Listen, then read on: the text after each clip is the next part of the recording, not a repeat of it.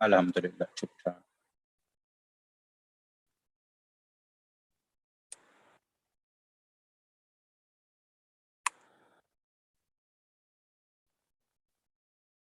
अच्छा जी, आज हमारा करंट अफेयर्स का लेक्चर है। हमने जून, हाँ जुलाई, जुलाई है ना। हमने जुलाई के आज तक के जो हमारे पास इंपॉर्टेंट इवेंट्स हैं उनको हमने देखना है। और इसमें ख़ास तौर पर जिनके भी पेपर आने वाले हैं उनके लिए ये ज़्यादा इंपॉर्टेंट होंगे, क्योंकि एफपीएससी रिसेंट जो चीज़ें होती हैं उनके ऊपर ज़्यादा उसका फोकस होता है। तो इनको ज़रा और से देख लीजिए। चलें जी, स्टार्ट करते हैं। अच्छा जी, सबसे पहले स्पोर्ट्स से स्टार्ट करते हैं। स्पोर्ट्स से जुलाई के स्टार्ट के अंदर हुआ तो फाइनल तो लेट हुआ। जिस दिन ईद थी, ईद से आई थिंक पहले जोन सा है वो फाइनल हुआ विंबलडन का, टेनिस का। तो आपको पता है 4 हमारे पास ग्रैंड स्लैम होते हैं। अभी लास्ट मंथ के अंदर करंट अफेयर्स के अंदर हमने फ्रेंच ओपन की बात की थी, जो कि राफेल नडाल ने जीता था। तो इस दफा जो विंबलडन हुआ, विंबलडन विंबलडन 2022 का, ठीक है, 2022 का ग्रैंड स्लैम होता है। ये जोन सा है आपका, किसने जीता? ये आपका नोवेक जोकोविच ने जीता। नोवेक, जिसका ताल्लुक कहां से है? सर्बिया से है। नोवेक जोकोविच, ये कौन सा है? ये भाई साहब जोन से हैं, ये विनर हुए हैं। इन्होंने 7वीं दफा जोन से विंबलडन चैंपियनशिप जीती है टेनिस की। तो ये सारे जोन से सवाल पूछे जाते हैं। 4 ग्रैंड स्लैम है, आपको पता है। विंबलडन है, यूएस ओपन है, फ्रेंच है, ऑस्ट्रेलियन ओपन है। जो ऑस्ट्रेलियन ओपन हुआ था वो भी वो जोन सा है राफेल नडाल ने जीता। उसके बाद जोन सा है अभी फ्रेंच ओपन हुआ, वो भी राफेल नडाल ने जीता। तो अब जो विंबलडन हुआ है वो नोवेक जोकोविच साहब ने जीता है। राफेल नडाल साहब जोन से वो आई थिंक सेमीफाइनल या क्वार्टर फाइनल के अंदर इंजरी की वजह से बाहर हो गए थे, तो जिसकी वजह से वो नहीं जीत सके। तो इसके बाद क्या है आपको पता है, जो इनमें से 4 इवेंट्स हैं इनको क्या कहते हैं, ग्रैंड स्लैम कहा जाता है। जो भी इसको जीता है तो उसको क्या कहा जाता है? वो ग्रैंड स्लैम विनर है। तो सबसे ज्यादा ग्रैंड स्लैम का सवाल पहले भी बता चुका हूँ, पीट आपका हो जाएगा। राफेल नडाल जोन सा है वो 22 ग्रैंड स्लैम जीत चुका है। ठीक हो गया? वो कितने जीत चुका है? 22 ग्रैंड स्लैम जोन सा है वो जीत चुका है। तो नोवेक जोकोविच साहब और रॉजर फेडरर साहब, इनके कितने थे पहले? 20-20 थे। तो अब इन्होंने एक और जीता है, तो अब इनके पास ग्रैंड स्लैम कितने हो गए? इनके ग्रैंड स्लैम हो गए, ग्रैंड स्लैम इनके हो गए 21। 21 इनके 21 हो गए। सबसे ज्यादा किसके हैं? राफेल नडाल के हैं, पहले बता चुका हूं 22 हैं। तो इनके कितने हो गए? 21। तो मैन का किसका? विंबलडन 2022 नोवेक जोकोविच साहब ने जीता। और इसके अंदर इन्होंने एक और रिकॉर्ड भी बनाया है कि ग्रैंड स्लैम जो होते हैं, जो आपके 4 इवेंट्स मैंने नाम बताया, उसके अंदर सबसे ज्यादा मैचेस किसने जीते हैं अगर कभी पूछा जाए तो वो भी नोवेक जोकोविच साहब ने। सबसे ज्यादा मोस्ट मैचेस विन, सबसे ज्यादा मैचेस अभी तक जितने ग्रैंड स्लैम हुए हैं उसमें मोस्ट मैचेस विन कितने हैं? नोवेक जोकोविच साहब के 80 मैचेस हैं। सबसे ज्यादा किसी प्लेयर ने अगर मैच जीते हैं तो वो क्या है? वो आपका नोवेक जोकोविच साहब है, जिसने 80 मैच जो हैं वो जीते हैं। अच्छा जी, उसके बाद ये तो हो गया। और इन्होंने ऑस्ट्रेलिया के एक प्लेयर है निक, निक क्या कहते हैं, निक उसका नाम है जी, निक किरगायोस, इस तरह का कोई नाम है, किरगायोस। इसको फाइनल में हराया था। ठीक है, ये ऑस्ट्रेलियन प्लेयर है निक किरगायोस। इसको इन्होंने जो सा फाइनल में हराया था। वैसे विमेन के इतने इंपॉर्टेंट नहीं होते, लेकिन इस दफा जो सा है वो विमेन का इसलिए इंपॉर्टेंट हुआ कि जो फर्स्ट एक फीमेल है उनका नाम है क्या कहते हैं, जेब्योर, जे जेबार, जो भी आप इसे कहें, जेबार, ONS, जेबार। ये क्या है? फीमेल है। ये क्यों इंपॉर्टेंट है हमारे लिए विंबलडन के हवाले से कि ये फाइनल में पहुंची? ये इनका ताल्लुक कहां से? तुनीजिया से। तुनीजिया आपको पता है अफ्रीका के अंदर आता है, तुनीजिया से। तो ये जो सी हैं साहिबा, जो सी हैं, ये फाइनल में पहुंची विंबलडन के, लेकिन हार गई। लेकिन ये क्या हैं? ये पहली अरब या पहली अफ्रीकन वुमेन है जो कि किसी भी ग्रैंड स्लैम के फाइनल के अंदर पहुंची हैं। जेबार साहिबा, ऑनस जेबार साहिबा। ठीक है, इनका ताल्लुक कहां से है? तुनीजिया से है। तो मैं लिख देता हूं फर्स्ट फीमेल अरब या अफ्रीकन भी। ठीक है, अफ्रीकन भी। तो जो कि फाइनल में पहुंची, लेकिन ये हार गई। कजाकिस्तान की जो सी हैं एक फीमेल थी, उनका नाम है क्या कहते हैं, पाइबा कीना, PYBAKIN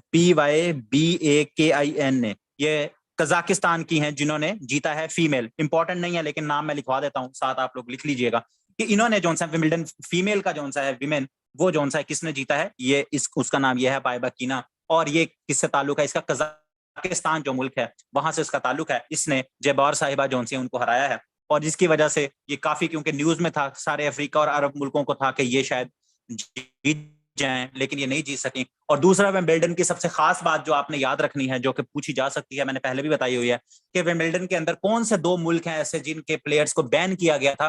तो दो मुल्क ऐसे हैं जो इस दफा के विंबलडन के अंदर बैन किया गया था, जिनको एक रशिया है और दूसरा बेलारूस है। रशिया, रूस और बेलारूस, ये दो मुल्क हैं ऐसे जिनके प्लेयर्स को विंबलडन के अंदर शिरकत करने से बैन किया गया था। और उसकी वजह आप लोगों को पता है कि यूक्रेन की जो जंग है उसके अंदर जो सा इन दोनों मुल्कों का जो रोल है, उसकी वजह से ये दोनों मुल्क, रूस और बेलारूस, ठीक है, इन दोनों को क्या किया गया था, बैन किया गया था। किस वजह से? यूक्रेन की जंग की वजह से विंबलडन के अंदर ये नहीं आ सकते। उसके बाद यहां से अगर हम बात करें, उसके बाद यहां से अगर मैं बात करूं, अगर स्पोर्ट्स की बात कर रहा हूं, बात क्या कहते हैं, न्यूज तो आज की है रिसेंट, लेकिन साथ ही हम कर लेते हैं। हमारे पास एक तो होता है ओलंपिक्स, एक हमारे पास होता है वर्ल्ड एथलेटिक्स चैंपियनशिप। अब वर्ल्ड एथलेटिक चैंपियनशिप, इसमें जो एथलीट्स होते हैं आपके, जैसे आपकी जो क्या कहते हैं रनिंग हो गई, आपकी स्विमिंग होगी, जो एथलेटिक्स की जो गेम्स हैं उसकी एक अलग चैंपियनशिप होती है, वर्ल्ड एथलेटिक चैंपियनशिप। ये हमेशा हर 2 साल के बाद होती है। ये क्या होती है? हर 2 साल के बाद जो सी है ये आपकी होती है। तो 2019 में हुई थी ये, ठीक है, 2019 में हुई थी ये आपकी दोहा के अंदर, कतर के अंदर, ठीक है। उसके बाद होनी थी 2021 के अंदर, ठीक है, 2021 के अंदर होनी थी ये आपकी, लेकिन क्या हुई, डिले हो गई कोविड की वजह से, आपको पता है। तो अब कहां उसके, वो जो सा है कहां शुरू हो रहा है, 2022 के अंदर। अब वो 2021 का इवेंट जो डिले हुआ वो अब शुरू हो रहा है, कहां हो रहा है? यूएसए के अंदर। कहां शुरू हो रहा है अभी? यूएसए के अंदर। यूएसए की एक सिटी है, उसका नाम है ईयूजी यूगेन, ठीक है। ये यूएसए के अंदर जो सा है ये चैंपियनशिप आपकी आज क्या है, 16 है। तो आज मेरे ख्याल में आज या कल जो सी है ये स्टार्ट हुई है। तो बस स्टार्ट कब हुई है, इसमें क्या, वो बाद में हम देखेंगे जब एंड होगा, बस आपको इसका पता होना चाहिए। लेकिन आज की जो न्यूज है वो क्या है हमारे पास, वो ये है कि 2025 की जो मेजबानी है वो किसको दी गई है? टोक्यो को। आप कहेंगे सर 2025 की टोक्यो को दी गई है, ये तो आज की न्यूज हो गई। तो 2023 की किसको दी गई है वो भी आप लोग लिख लें। 2023 के अंदर जो ये एथलेटिक चैंपियनशिप होगी ये आपकी बुडापेस्ट के अंदर होगी, जो कि कहाँ है? हंगरी के अंदर। बुडापेस्ट, हंगरी, पता है होगा आपको हंगरी का कैपिटल क्या है? बुडापेस्ट। बुडा जोन सा है वो हंगरी होता है, तो वो पेस्ट जोन सा है वो खारा होता है। तो बुडापेस्ट जोन सा है, वहां 2023 का इवेंट होगा एथलेटिक चैंपियनशिप का। और 2025 का, जो कि आज की न्यूज है जिसकी वजह से ये सारी मैंने आप लोगों को चीजें बताई हैं, कि 2025 का इवेंट कहाँ होगा? टोक्यो, जापान के अंदर। अब जो आज शुरू हो रहा है वो कहाँ हो रहा है? यूएसए के अंदर शुरू हो रहा है। 2019 का दोहा के अंदर इवेंट हुआ था, और 2023 का जो होगा 2 साल बाद, वो बुडापेस्ट हंगरी के अंदर होगा। और पाकिस्तान के भी इसमें लोग जा रहे हैं। वो पाकिस्तान के जो, वो क्या नाम है उसका नाम, नदीम अरशद जोन से, वो पाकिस्तान के रिप्रेजेंटेशन कर रहे हैं। वो जो क्या कहते हैं, थ्रोअर थे, जो भी मेरे नाम भूल गया, वो जो थ्रो करते हैं, तो टोक्यो के अंदर भी वो थे, ठीक है।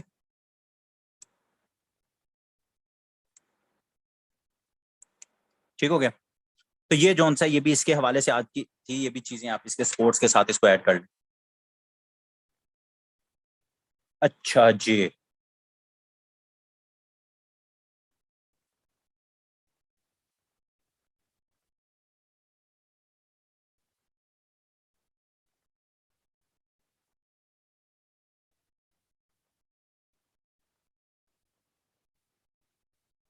क्वेश्चंस आप लोगों के बाद में, अच्छा।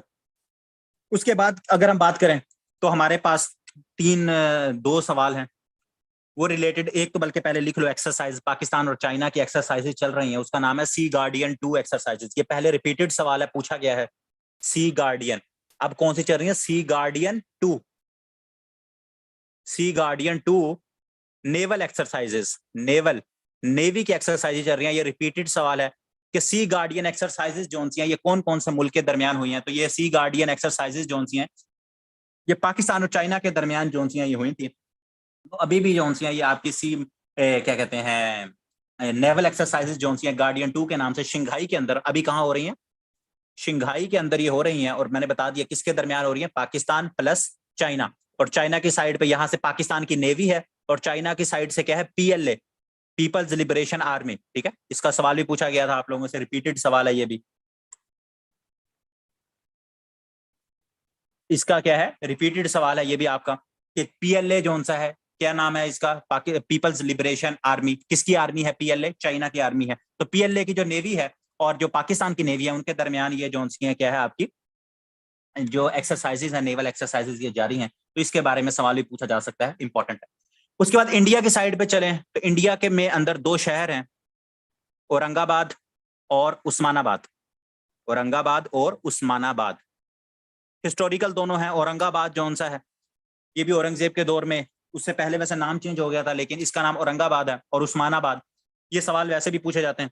तो ये दोनों का सवाल क्या पूछा जाएगा, ये है अभी के रिसेंटली नाम। इनको क्या किया गया इंडिया के अंदर, इनको चेंज किया गया। आपको पता है इंडिया के अंदर एक लहर है जिसके अंदर के जो मुस्लिम शहरों के जो नाम है उसको चेंज किया जाए। तो उस जो औरंगाबाद है उसका नाम बदल के उसका नाम किया गया है संभागी नगर। उसका क्या नाम किया गया है, संभागी नगर। औरंगाबाद का नाम संभागी नगर रखा गया है। और जो उस्मानाबाद है उसका नाम है धाराशिव। धाराशिव, ये इन दोनों का नाम जो सा बदल के रखा गया है। ये ओल्ड नेम अब हो गए, ये उसके क्या हो गए, नए नए नाम हो गए। औरंगाबाद का नाम बदल कर क्या रखा गया है, संभागी नगर।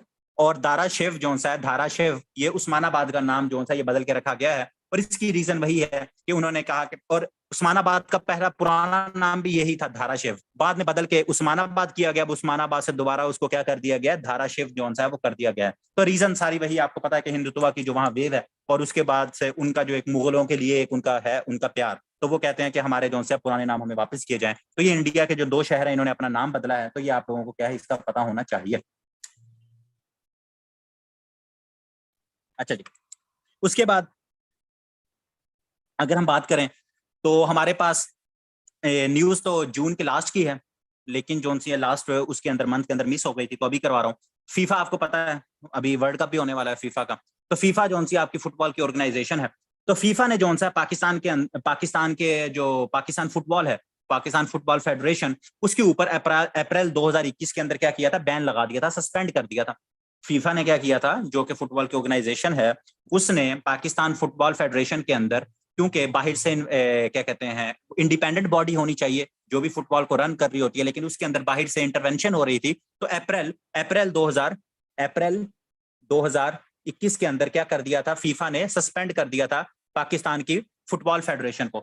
उसको क्या किया गया है, उसको 29 जून को वो सस्पेंशन खत्म कर दी गई है। 29 जून 2022 को सस्पेंशन जो सी है वो क्या कर दी गई, लिफ्टेड, खत्म, सस्पेंशन को लिफ्ट कर दिया गया है। तो ये दोनों जोन से आप लोगों को पता होने चाहिए कि सस्पेंशन कब हुआ था पाकिस्तान का फुटबॉल फेडरेशन, अप्रैल 2021 को। और अभी जोन सा उसको खत्म किया गया है कि अब जोन सा है अपना इंडिपेंडेंस बॉडी बनाएं, इंडिपेंडेंट उसका जोन सा है सदर मुंतखब करें, और अपना हिसाब किताब जरा सही देखें। तो ये जोन सा है, ये भी आप लोगों को पता होना चाहिए, स्पोर्ट्स के हवाले से। उसके बाद जोन सा एक अवार्ड मिलता है, डियाना अवार्ड। एक अवार्ड मिलता है, उसको क्या कहते हैं, डियाना अवार्ड। 1999 के अंदर 1999 के अंदर लंदन से ये दिया जाता है। 1999 से ये दिया जा रहा है डियाना अवार्ड। और लेडी डियाना के बारे में आप लोगों को पता होगा। तो डियाना अवार्ड एक दिया किसको जाता है, ये उन यंग लोगों को दिया जाता है जो कि for young people who works to improve the life of others, जो दूसरों की लाइफ को इम्प्रूव करने के लिए कोई काम करते हैं, ह्यूमैनिटी का वर्क कर लेंगे, एजुकेशन का कोई काम करेंगे, फलाही काम कर लेंगे, उन लोगों को दिया जाता है। लेकिन किन को दिया जाता है, यंग लोगों को दिया जाता है ये अवार्ड, ठीक है, जो कि दूसरों को या ह्यूमैनिटी को सर्व करेंगे, यंग पीपल, उनको ये अवार्ड दिया जाता है। तो पाकिस्तान के 10 students 10 students got this award.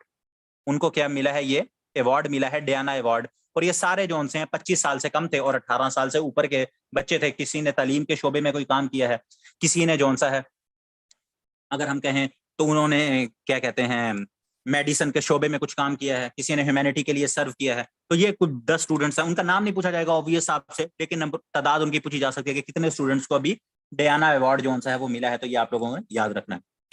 अब हम आते हैं पाकिस्तान की तरफ थोड़ा सा, और पाकिस्तान के हवाले से बजट आप लोग कर चुके हो, थोड़ा सा पाकिस्तान का सारी चीजें आप देख चुके हो बजट के हवाले से।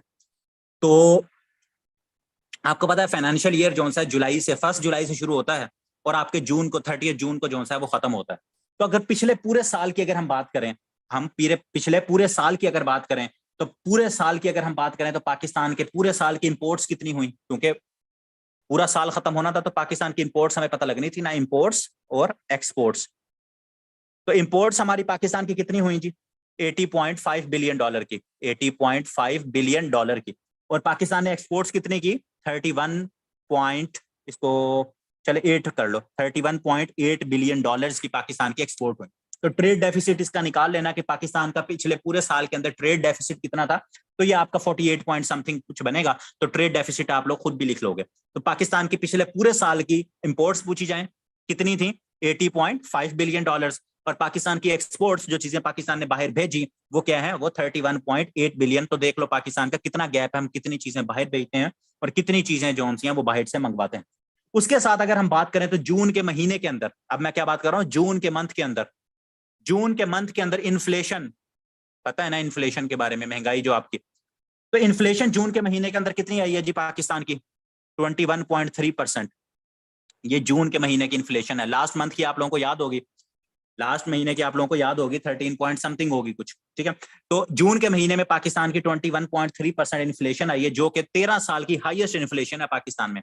इससे पहले पाकिस्तान में इतनी 2009 के अंदर क्या है महंगाई आई थी, जो कि 20 से ऊपर थी। तो अब पाकिस्तान की 21.3% जो इन्फ्लेशन है, ये क्या है? 13 साल की हाईएस्ट उसके ऊपर है, ठीक हो गया। और इसी की वजह से इन्फ्लेशन का मैंने आप लोगों को बताया हुआ है कि किस तरह से हमारे पास क्या होता है, जब इन्फ्लेशन बढ़ती है तो उसके साथ इंटरेस्ट रेट जो आपका स्टेट बैंक ऑफ पाकिस्तान है, जो कि आपकी क्या बनाता है, मॉनेटरी पॉलिसी बनाता है, उसको बढ़ाना पड़ता है। तो आपका जो इंटरेस्ट रेट है वो भी क्या हुआ है, वो बढ़ गया है। तो इंटरेस्ट रेट बढ़ने से अब कितना हो गया? 15% पे इंटरेस्ट रेट चला गया है। आजकल वैसे हम मैथ पढ़ रहे हैं तो आप लोगों को इंटरेस्ट रेट का आइडिया होगा। तो 15% हो गया। लास्ट कितना था? 13.75 था, जिसे पॉलिसी रेट भी कहते हैं। तो वो पॉलिसी रेट जो है 13.75 से बढ़कर स्टेट बैंक ने कितना कर दिया? 15% के ऊपर कर दिया है। और ये इन्फ्लेशन सिर्फ पाकिस्तान के अंदर नहीं बढ़ रही, यूएस के अंदर, अमेरिका की अगर बात करें तो अमेरिका की इन्फ्लेशन इस टाइम पे, यूएस की इन्फ्लेशन 9% के ऊपर है। 9% के ऊपर क्या है? यूएस की इन्फ्लेशन। और ये 40 साल से सबसे ज्यादा, 40 साल, हाईएस्ट इन 40 ईयर्स। मतलब कि 40 ईयर्स, 1980, 1981, 82 के अंदर जो सा अमेरिका की इतनी इन्फ्लेशन थी, जो कि अब हो गई है। तो अमेरिका की 40 साल की हाईएस्ट इन्फ्लेशन आई है 9% के ऊपर। और उसके बाद क्या हो रहा है आपको पता है कि जब इन्फ्लेशन बढ़ेगी तो अमेरिका का जो सेंट्रल बैंक है वो भी क्या करेगा? वो भी इंटरेस्ट रेट बढ़ाएगा। जब वो इंटरेस्ट रेट बढ़ाएगा तो डॉलर की वैल्यू जो सी है वो क्या होगी? बढ़ेगी। तो जब डॉलर की वैल्यू बढ़ेगी तो बाकी करेंसियों की वैल्यू क्या है? कम होगी। तो इसी तरह एक करेंसी है, उसका नाम है यूरो। उसका नाम क्या है? यूरो। यूरो की करेंसी की जो वैल्यू थी वो हमेशा डॉलर से ज्यादा होती थी। यूरो की जो करेंसी की वैल्यू थी वो क्या थी? हमेशा डॉलर से ज्यादा होती थी। तो इस दफा क्या हुआ है? यूरो ने पैरिटी हिट की है। यूरो में यह वर्ड लिख रहा हूं, यूरो हिट पैरिटी। पैरिटी का क्या मतलब होता है? इक्वालिटी। इक्वालिटी, इसका क्या मतलब हुआ कि 1 यूरो इज इक्वल टू $1 हो गया है। और ये कब हुआ है? ये आपका अभी रिसेंटली हुआ है। और 20 सालों के बाद पहली दफा ऐसा हुआ है कि यूरो जो सा है वो डॉलर के बराबर आ गया हो। वरना जो यूरो करेंसी है ये क्या है? ये हमेशा डॉलर से तगड़ी करेंसी है। हमेशा अगर आप जो सा अगर 1.5 यूरो लेंगे तो वो आपका $1 के इक्वल बनेगा। या 1.2 होता था, 1.1 होता था, 1.3 होता था। लेकिन 20 सालों में ये कब हुआ है? ये 20 सालों में, 20 ईयर्स में पहली दफा ऐसे हुआ है कि आपकी जो यूरो की करेंसी है वो पैरिटी पे आ गई है डॉलर के। पैरिटी का क्या मतलब? इक्वालिटी। पैरिटी क्यों लिखवाया है? इसलिए लिखवाया कि अगर कभी पेपर में पैरिटी लिखा आ जाए तो आप लोगों को समझ आ गए कि euro hit parity against which currency. इस तरह का सवाल पूछा जा सकता है, या 20 ईयर्स का पूछा जा सकता है। तो ये सारे आप लोगों को पता होने चाहिए। तो अब ये पिछले दिनों क्या हुआ है? यूरो जोन सा है, क्यों? उसकी वजह मैंने आपको बताई कि डॉलर जोन सा है, क्योंकि इसका रिलेशन कैसे बनाना है कि यूएस के अंदर इन्फ्लेशन बढ़ी तो इंटरेस्ट रेट बढ़ाना पड़ा, जिसकी वजह से जो डॉलर की करेंसी है वो क्या हुई है? स्ट्रांग हुई है। और जो आपकी क्या कहते हैं यूरो है वो क्या हुआ है? वो पैरिटी के ऊपर उसके आ गया। अच्छा जी, उसके बाद यहां से अगर हम थोड़ा सा आगे चलें,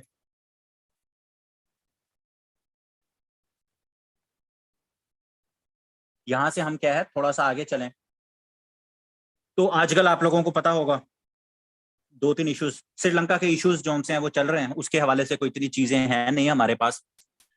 अभी उनके जो प्रेसिडेंट हैं उन्होंने रिजाइन किया है, गोटाबाया जोन सा है, राजा पाक्से साहब जोन से हैं, गोटाबाया।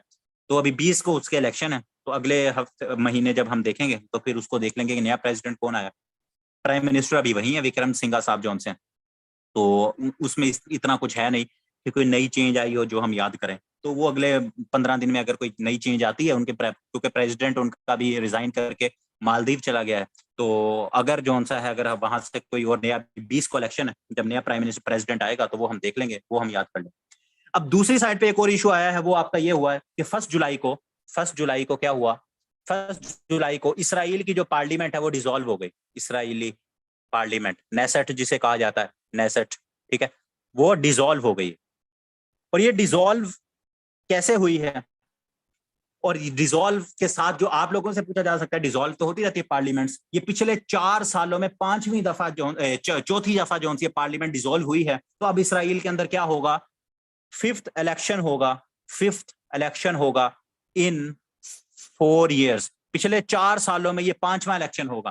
पहले क्या थे, नेतन्याहू साहब थे, नेतन्याहू साहब जो से वो आए, फिर वो चले गए, फिर दोबारा इलेक्शन हुआ, फिर जो से आपके नेतन्याहू और बेनी गैंट्स साहब आ गए, वो भी चले गए, बेनी गैंट्स साहब से भी नई हुकूमत बनी और नेतन्याहू से। फिर क्या हुआ, फिर नफ्ताली बेनेट साहब आ गए, नफ्ताली बेनेट और यार लापिद साहब जो हैं, उन दोनों का आपस में था कि आधी हुकूमत आप चलाओगे, आधी हुकूमत हम चलाएंगे। तो अब क्या हुआ है, पार्लियामेंट दोबारा डिसॉल्व हो गई है। तो वो जो नफ्ताली बेनेट साहब थे वो प्राइम मिनिस्टर नहीं रहे, तो अब इस टाइम पे केयर टेकर कह दो, या अभी जब तक उनके इलेक्शन नहीं होते तो अब prime minister of PM of Israel अब कौन है, अगर आप लोगों से पूछा जाए तो नफ्ताली बेनेट नहीं लगाओगे, जो कि उनके फॉरेन मिनिस्टर थे, मैंने लिखवाया हुआ है आपको, यार लापिद।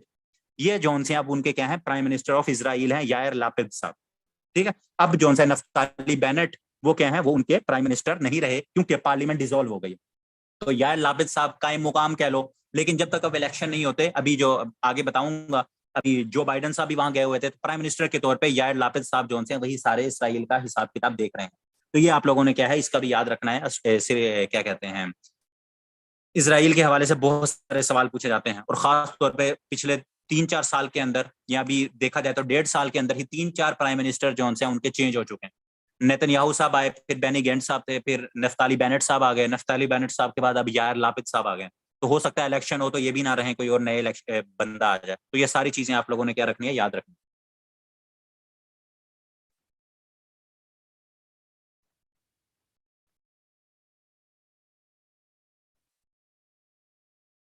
अच्छा जी, चाइना के अंदर, चाइना के अंदर कोई पता नहीं है, अभी जब होंगे आइडिया पता लग जाएगा, अभी कोई आइडिया नहीं है इलेक्शंस का इनका। मेरे ख्याल में नवंबर के अंदर होंगे या अक्टूबर में होंगे। अच्छा जी, चाइना के अंदर टाइफून आया है, टाइफून, ठीक है, टाइफून का नहीं पता तो बता देता हूँ। टाइफून, चाइना के अंदर क्या आया है, टाइफून, उसका क्या नाम है, चाबा, CHABA, चाबा। नाम याद रखना है आप लोगों ने, कि पूछा जाएगा कि चाबा नाम का टाइफून जो सा है वो कहाँ आया है, तो वो आपका चाइना के अंदर आया है टाइफून। अच्छा जी, अब ये एक चीज याद रखो, यहाँ नीचे जगह है आपके पास, साइक्लोन, टाइफून, और तीसरा क्या होता है, ह्यूरिकेन। ये हमारे पास, हमने लास्ट टाइम, मैंने आपको जब MCQs पढ़ा रहा था तो मैंने आपको बताया था कि जब आपकी जो विंड होती है वो 73 माइल्स पर आवर जोन सा है, 73 जोन सा है, उसके माइल्स पर आवर के ऊपर जोन सी है, वो आपकी जब उस स्पीड से बढ़ जाती है तो आपके पास क्या है, आपके पास ट्रॉपिकल साइक्लोन्स जोन से हैं वो बन जाते हैं। अच्छा जी, अब ये तीनों क्या हैं, ये तीनों सेम ही चीजें हैं। जो आपका जो तूफान आता है, साइक्लोन आता है, आपका टाइफून आता है, आपका ह्यूरिकेन आता है, ये तीनों क्या है, सेम चीजें हैं। आपकी हवा की जब स्पीड जो है 73 से ऊपर जाएगी तो ये तीनों आएंगे। अब कहेंगे सर जब तीनों आएंगे तो इनको अलग अलग क्या कहा जाता है, यहाँ एक चीज समझ लो इसके बारे में, ये सवाल भी हैं आप लोग के जनरल नॉलेज के जो कि आप लोगों से पूछे जा सकते हैं, लेकिन यहाँ इनकी थोड़ी सी अंडरस्टैंडिंग भी डेवलप कर लो। अब नॉर्मल हमारे पास क्या होता है, हम कहते हैं ट्रॉपिकल साइक्लोन, ये हमारे पास क्या है, साइक्लोन को हम ट्रॉपिकल साइक्लोन कह देते हैं, ठीक हो गया। अब ये याद रखना है कि हमारे पास जो साइक्लोन है उसको हम टाइफून उसको टाइफून कब कहते हैं, ह्यूरिकेन कब कहते हैं, और किस बेस पे कहते हैं, तो याद रख लेना, जियोग्राफिकल लोकेशन की वजह से हम उनका नाम चेंज करते हैं। आप कहोगे सर ये क्या बात हुई, तो बात मेरी याद रख लो, जो आपका ट्रॉपिकल साइक्लोन है, जो आपका, जब आपका ये साउथ पैसिफिक ओशन का तो पता है, जब आपके साउथ पैसिफिक के अंदर क्या कहते हैं, तूफान आएगा, आपका साइक्लोन आएगा, तो उसको क्या कहेंगे, हम साइक्लोन कहेंगे। या आपका साउथ पैसिफिक के साथ इंडियन भी होगा, इंडियन ओशन, यहां जब भी आपका क्या होता है, जब भी आपका यहाँ विंड की स्पीड जो सी है वो 73 से ऊपर जाती है तो हम कहते हैं साइक्लोन आ गया, साउथ पैसिफिक ओशन के अंदर और इंडियन ओशन के अंदर। लेकिन अगर आपके पास वही चीज, वही साइक्लोन आपका कहाँ आए, नॉर्थ अटलांटिक के अंदर आए, कहाँ आए आपका साइक्लोन, एक सेकेंड, ह्यूरिकेन, चलो इसको कर, कहाँ आए आपका नॉर्थ अटलांटिक के अंदर, नॉर्थ अटलांटिक ओशन की बात कर रहा हूं, नॉर्थ अटलांटिक ओशन की बात कर रहा हूं और नॉर्थ ईस्ट पैसिफिक ओशन की बात कर रहा हूं, नॉर्थ ईस्ट, या इसको सेंट्रल भी कह देते हैं, साथ इसके सेंट्रल भी लिखा होता है, पैसिफिक ओशन। पैसिफिक ओशन के नॉर्थ ईस्ट में या सेंट्रल के अंदर अगर जो सा आपका साइक्लोन आए, या अटलांटिक ओशन जो सा उसके नॉर्थ में, उसके नॉर्थ में हम देखें अगर, तो हमारे पास अगर साइक्लोन आए तो उस साइक्लोन का क्या कहा जाता है, उसका नाम बदल दिया जाता है, उसको ह्यूरिकेन कह दिया जाता है। अब वही ट्रॉपिकल साइक्लोन जो कि जो विंड जोन सी आपकी 73 माइल से जोन सी ऊपर चल रही है, वो अगर आपका चला जाए नॉर्थ ईस्ट वाली साइड पे, नॉर्थ ईस्ट पैसिफिक ओशन की साइड पे, पैसिफिक ओशन, तो वहां अगर आपका यही साइक्लोन आएगा तो उसी साइक्लोन को क्या कहा जाएगा, उसको टाइफून कहा जाएगा। मतलब इंडियन ओशन जहां हम रहते हैं, जहां हम हैं, आपने देखा होगा, आप कभी भी नहीं सुनोगे फिलीपीन के अंदर जोन सा, या इंडिया के अंदर या पाकिस्तान के अंदर टाइफून आया, ह्यूरिकेन आया। क्यों? हम इंडियन ओशन में, हमारे जब भी आता है हमारे साइक्लोन आता है, कराची में जब भी हम सुनते हैं साइक्लोन आ रहा है, ठीक है। लेकिन अगर अगर हम बात करें यूरोप वाली साइड पे, अटलांटिक ओशन वाली साइड पे, या हमारे पास जो पैसिफिक है, क्या कहते हैं, ये नॉर्थ ईस्ट वाली साइड जहां चाइना है, यहाँ पैसिफिक के अंदर, तो वहां क्या है, जब वहां ये आपका साइक्लोन आएगा तो उसको क्या कहा जाएगा, उसको टाइफून कहा जाएगा। तो ये तीन टर्म्स हैं जिनमें स्टूडेंट्स जो हैं वो बहुत ज्यादा कंफ्यूज होते हैं, तो उम्मीद है कुछ ना कुछ आप लोगों को समझ आ गई हो।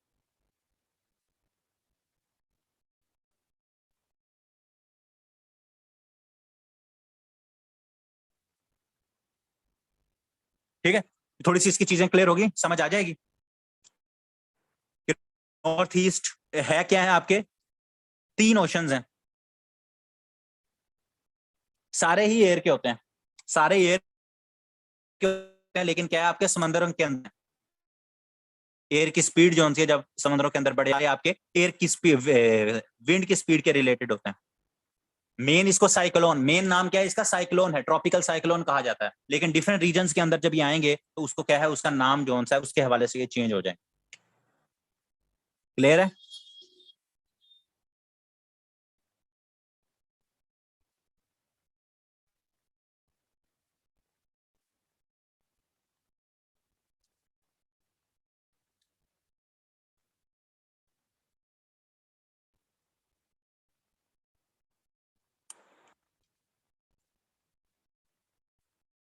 या कोई आंसर कर दो, या नींद में हो सारे।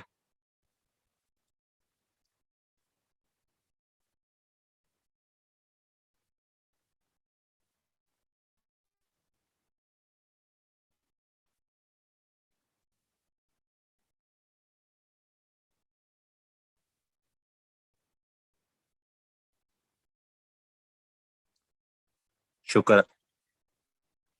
अच्छा जी, अमेरिका, यूएस जोन सा है, यूएस का हाईएस्ट सिविलियन अवार्ड है एक, यूएस आपका, यूएस का एक सिविलियन अवार्ड है, हाईएस्ट सिविलियन अवार्ड, उसको कहते हैं प्रेसिडेंट मेडल ऑफ फ्रीडम। उसको क्या कहते हैं, प्रेसिडेंट मेडल ऑफ फ्रीडम। ये क्या है, यूएस का हाईएस्ट सिविलियन अवार्ड है। ये क्या है, यूएस का हाईएस्ट सिविलियन अवार्ड है, यूएस का, उसका नाम क्या है, प्रेसिडेंट मेडल ऑफ फ्रीडम, ये हाईएस्ट सिविलियन अवार्ड है। तो ये पाकिस्तान के, यूएस पाकिस्तान है तो पाकिस्तानी बॉर्न, लेकिन यूएस के अंदर रहते हैं, उनका नाम है खिजर खान। उनका क्या नाम है, खिजर खान। उनको जो सा ये अवार्ड अभी मिलेगा, उनका नाम आया है खिजर खान का। और ये किस वजह से मिलेगा, इन्होंने डोनाल्ड ट्रंप को चैलेंज किया था 2016 के अंदर, इन्होंने कि ट्रंप साहब आपको कॉन्स्टिट्यूशन का इल्म नहीं है, मैं जो सा कॉन्स्टिट्यूशनिस्ट हूं, तो मैं आपको बताऊंगा कि कॉन्स्टिट्यूशन क्या होती है। तो इन्होंने जो ट्रंप को कॉन्स्टिट्यूशन के ऊपर चैलेंज किया था कि भाई आपको एबीसी भी नहीं पता कॉन्स्टिट्यूशन की, उसकी वजह से इनको क्या मिलेगा, अब ये अवार्ड मिलेगा हाईएस्ट। तो आप लोगों से बस इसका नाम पूछा जा सकता है, रीजन नहीं पूछी जा सकती, लेकिन मैंने आप लोगों को बता दिया कि खिजर खान जो है उनको हाईएस्ट सिविलियन अवार्ड मिलेगा। ये बिजनेसमैन है, पाकिस्तानी, पाकिस्तानी बॉन्ड है, लेकिन यूएस के अंदर रहते हैं। उसके बाद क्रिकेट के हवाले से आपको पता है, शहीन शाह अफरीदी, शहीन शाह, शहीन अफरीदी, शाहीन अफरीदी को, जो केपी पुलिस है आपकी, उन्होंने क्या बनाया है, ऑनरी डीएसपी, ऑनरी क्या, honorary DSP, deputy superintendent of police. ठीक है, तो ये पूछा जा सकता है कि शाहीन शाह अफरीदी को केपी की पुलिस ने क्या बनाया, डीएसपी, एसपी, एएसपी जो भी है, तो डीएसपी उनको बनाया है। और किस लिए बनाया है, ताकि जो सा है वो स्टूडेंट लोगों के लिए रोल मॉडल भी हैं।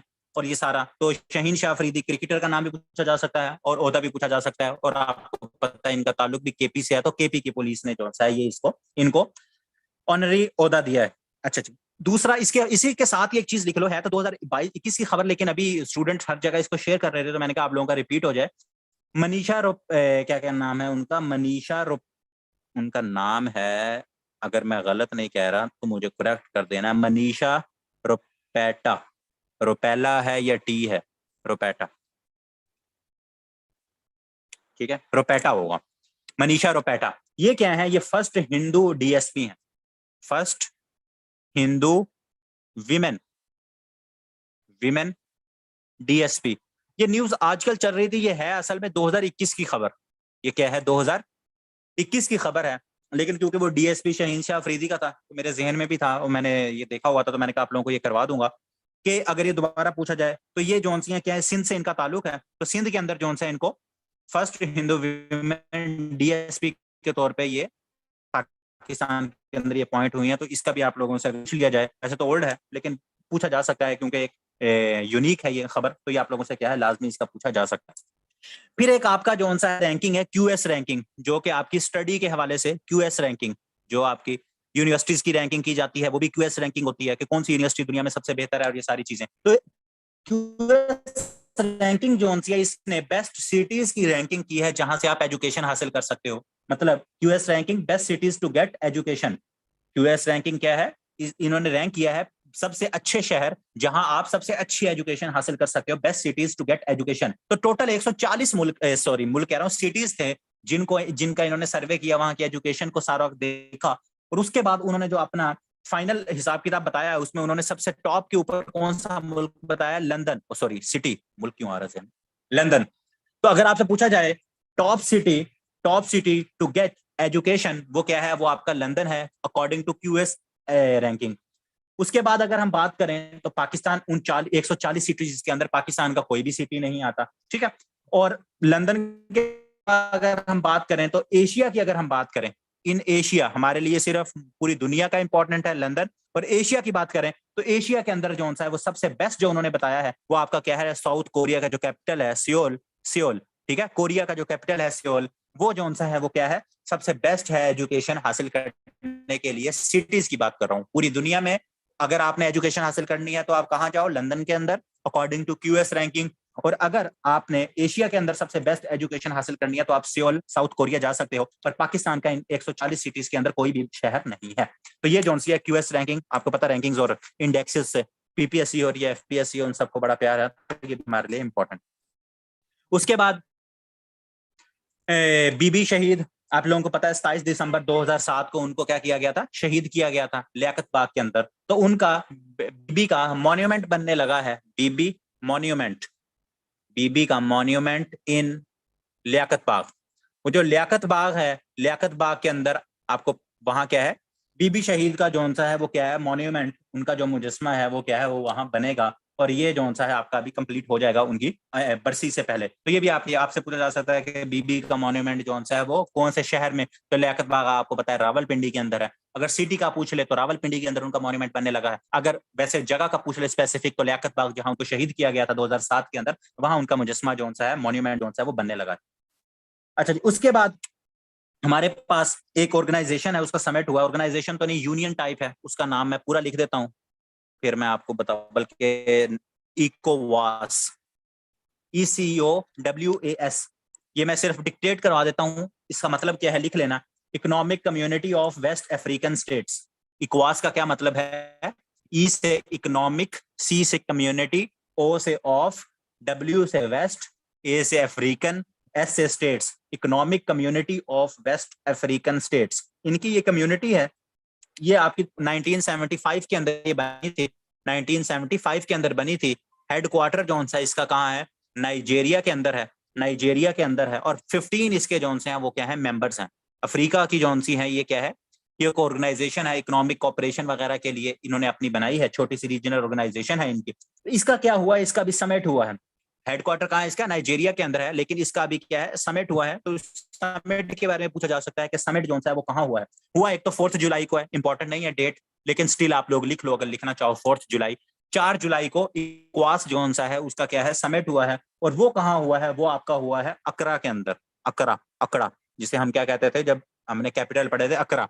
तो अकरा कहाँ है आपका, घाना का कैपिटल है, घाना का कैपिटल अकरा, ठीक है। तो अकरा जो सा है वहां क्या है आपका, इसका समिट हुआ है, जो कि क्या है, घाना का कैपिटल है।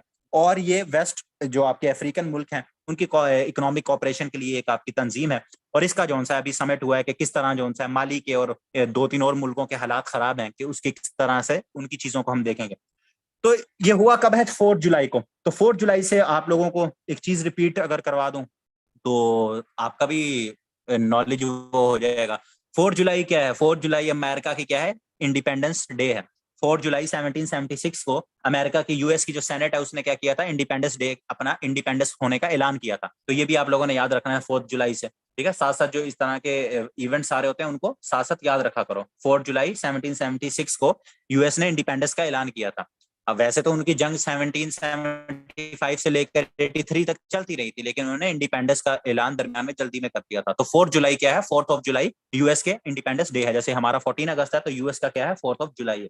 उसके बाद अमेरिका के एक स्पेशल रिप्रेजेंटेटिव है, वो पाकिस्तान आए हुए थे। तो पाकिस्तान आए, 2-3 दिन का दौरा था। जो डेट वगैरह तो इतनी इंपॉर्टेंट नहीं है, लेकिन उनका जो ओहदा है वो हमारे लिए इंपॉर्टेंट है। नाम लिख लो पहले, फिर मैं उनका ओहदा भी बता देता हूँ। दिलावर सैयद, दिलावर सैयद। अब ये दिलावर सैयद साहब कौन है, ये यूएस के स्पेशल रिप्रेजेंटेटिव हैं on business and, US special representative हैं, special representative on business and commercial affairs, and commercial affairs, commercial affairs. जो बाइडन ने इनको अपना स्पेशल जोन सा है वो क्या है, स्पेशल अपना इनवाय या स्पेशल रिप्रेजेंटेटिव बनाकर एशिया में भेजा था कि आप क्या करो, ये आप जाके बिजनेस अमेरिका, सॉरी, इंडिया के अंदर, पाकिस्तान के अंदर, बांग्लादेश के अंदर देखो कि वहां बिजनेस के क्या मौके हैं, हम किस तरह से वहां के मुल्कों का फायदा उठा सकें। तो दिलावर सैयद साहब जो से हैं ये क्या है, ये यूएस के स्पेशल रिप्रेजेंटेटिव हैं, किसके ऊपर, ऑन बिजनेस के ऊपर, बिजनेस एंड कमर्शियल अफेयर्स के ऊपर यूएस के। और ये भी पाकिस्तान के आए हुए थे, सिंध भी गए थे, वहां भी बिलावल भुट्टो के साथ। और मुराद राज, सॉरी मुराद राज कह रहा हूँ, मुराद सईद जो से, मुराद सईद नहीं, क्या नाम है यार, सीएम सिंध का क्या नाम है, मुराद सईद, मुझे नाम क्यों भूल रहा, मुराद राज और मुराद सईद, उनके साथ जो सी इनकी मुलाकात भी हुई थी, जो भी है सिंध के। और सीएम जो हमारे पंजाब के मुराद शाह, हाँ मुराद शाह, मुराद अली शाह, हाँ मुराद अली शाह, ठीक है, हाँ मुराद अली शाह साहब जो उनसे इनकी मुलाकात हुई। और जो हमारे सीएम साहब हैं उनसे भी इनकी मुलाकात हुई, प्राइम मिनिस्टर साहब से भी मुलाकात हुई। तो इसका नाम जो आप लोगों से पूछा जा सकता है, इंपॉर्टेंट है। 5 जुलाई को आप लोगों में से काफी सारों को याद होगा शहरोज काशिफ का नाम, ठीक है, शहरोज काशिफ का नाम आप लोगों को याद होगा। 5 जुलाई को शहरोज काशिफ, जिनको शहरोज काशिफ का नहीं पता तो आप लोग जो उनसे हैं लास्ट 2 मंथ के अगर करंट अफेयर्स को देखोगे तो आप लोगों को पता लग जाएगा कि शहरोज काशिफ जो हैं ये माउंटेनियर हैं और यंगेस्ट पाकिस्तानी हैं, जिन्होंने क्या पूरी दुनिया के अंदर यंगेस्ट हैं, जिन्होंने K2 को, माउंट एवरेस्ट को और बाकी जो उनकी माउंटेन्स को क्या है सर किया है। तो जब इन्होंने माउंट एवरेस्ट को किया था तो 19 साल के थे। तो अभी भी क्या किया इन्होंने, 5 जुलाई को इन्होंने नांगा पर्वत को सर किया है। नांगा पर्वत, नांगा पर्वत, नांगा पर्वत का आपको पता है ना, 8126 मीटर जो इसकी हाइट है, 8126 मीटर जो इसकी क्या है, हाइट है। तो नांगा पर्वत को इन्होंने सर किया है। और अगेन क्या हुआ है, ये यंगेस्ट है पूरी दुनिया के अंदर, यंगेस्ट इन वर्ल्ड, बिल्कुल किलर माउंटेन। नांगा पर्वत को क्या कहते हैं, किलर माउंटेन, हिमालय रेंज के अंदर आती है। तो यंगेस्ट इन द वर्ल्ड कौन है, शहरोज काशिफ। इन्होंने नांगा पर्वत को सर करने वाले यंगेस्ट कौन है पूरी दुनिया के अंदर, वो पाकिस्तानी है, शहरोज काशिफ। और इनके बारे में एक तो ये इंपॉर्टेंट इसलिए है कि ये नांगा पर्वत के ऊपर फंस गए थे और फिर उसके बाद आर्मी को ऑपरेशन करके इनको वहां से करना पड़ा। और इनका इंटरव्यू भी बड़ा फेमस हुआ जिसमें इन्होंने अभी बताया कि किस तरह वो इनको एक दफा लगा था कि मेरी डेथ हो जाएगी, मैं स्नो के अंदर बिल्कुल ऐसे फंस गया था, मुझे रेस्क्यू ना किया जाता। तो ये जोन से हैं, इन्होंने नांगा पर्वत को सर किया है। और क्या कहते हैं, ये अभी तक जोन से हैं, आपको पता है टोटल कितनी है, 8,000 से ज्यादा बुलंदी वाली माउंटेन्स, 14 माउंटेन्स है ना। तो पाकिस्तान के अंदर अगर हम देखें तो पाकिस्तान के अंदर उनमें से कितनी है, 5 है। उनमें से पाकिस्तान के अंदर कितनी है, 5 है।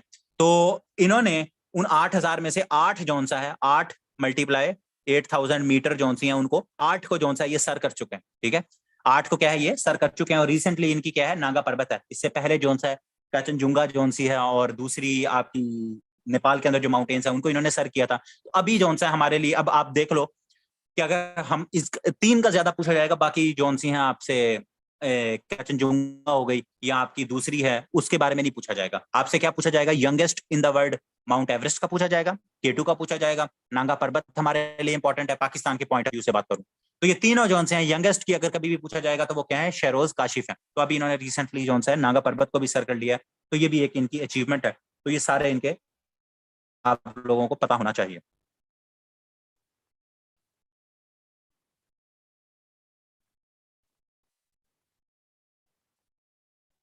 अच्छा जी, सिंध की बात अभी मुराद मुराद अली शाह की बात कर रहे थे। तो सिंध जोन सा है वो पहला प्रोविंस बन गया है। सिंध सिंध फर्स्ट प्रोविंस बन गया है जिसने क्या किया है, जिसने 0.5% कोटा जोन सा है वो इंट्रोड्यूस करवाया है फॉर ट्रांस पीपल। जो आपके ट्रांसजेंडर्स हैं, ट्रांस पीपल जोन से हैं, उनके लिए जो गवर्नमेंट की जॉब्स हैं, जितनी भी गवर्नमेंट जॉब्स हैं उसके अंदर 0.5% उनके लिए स्पेसिफिक कोटा जोन सा है वो मुख्तस किया है। और ये पहला प्रोविंस है जिसने ट्रांसजेंडर्स के लिए क्या है, कोटा मुख्तस किया है। तो वो आपके पास क्या है, सिंध है। सिंध है, उसने क्या किया, ये कोटा पूछा जा सकता है, सूबे का नाम पूछा जा सकता है, या सिंध का नाम देकर पूछा जा सकता है कि कितने % कोटा जोन सा है ट्रांसजेंडर्स के लिए मुख्तस किया है। तो वो 0.5% जोन सा है वो क्या है, कोटा जोन सा है वो मुख्तस किया है।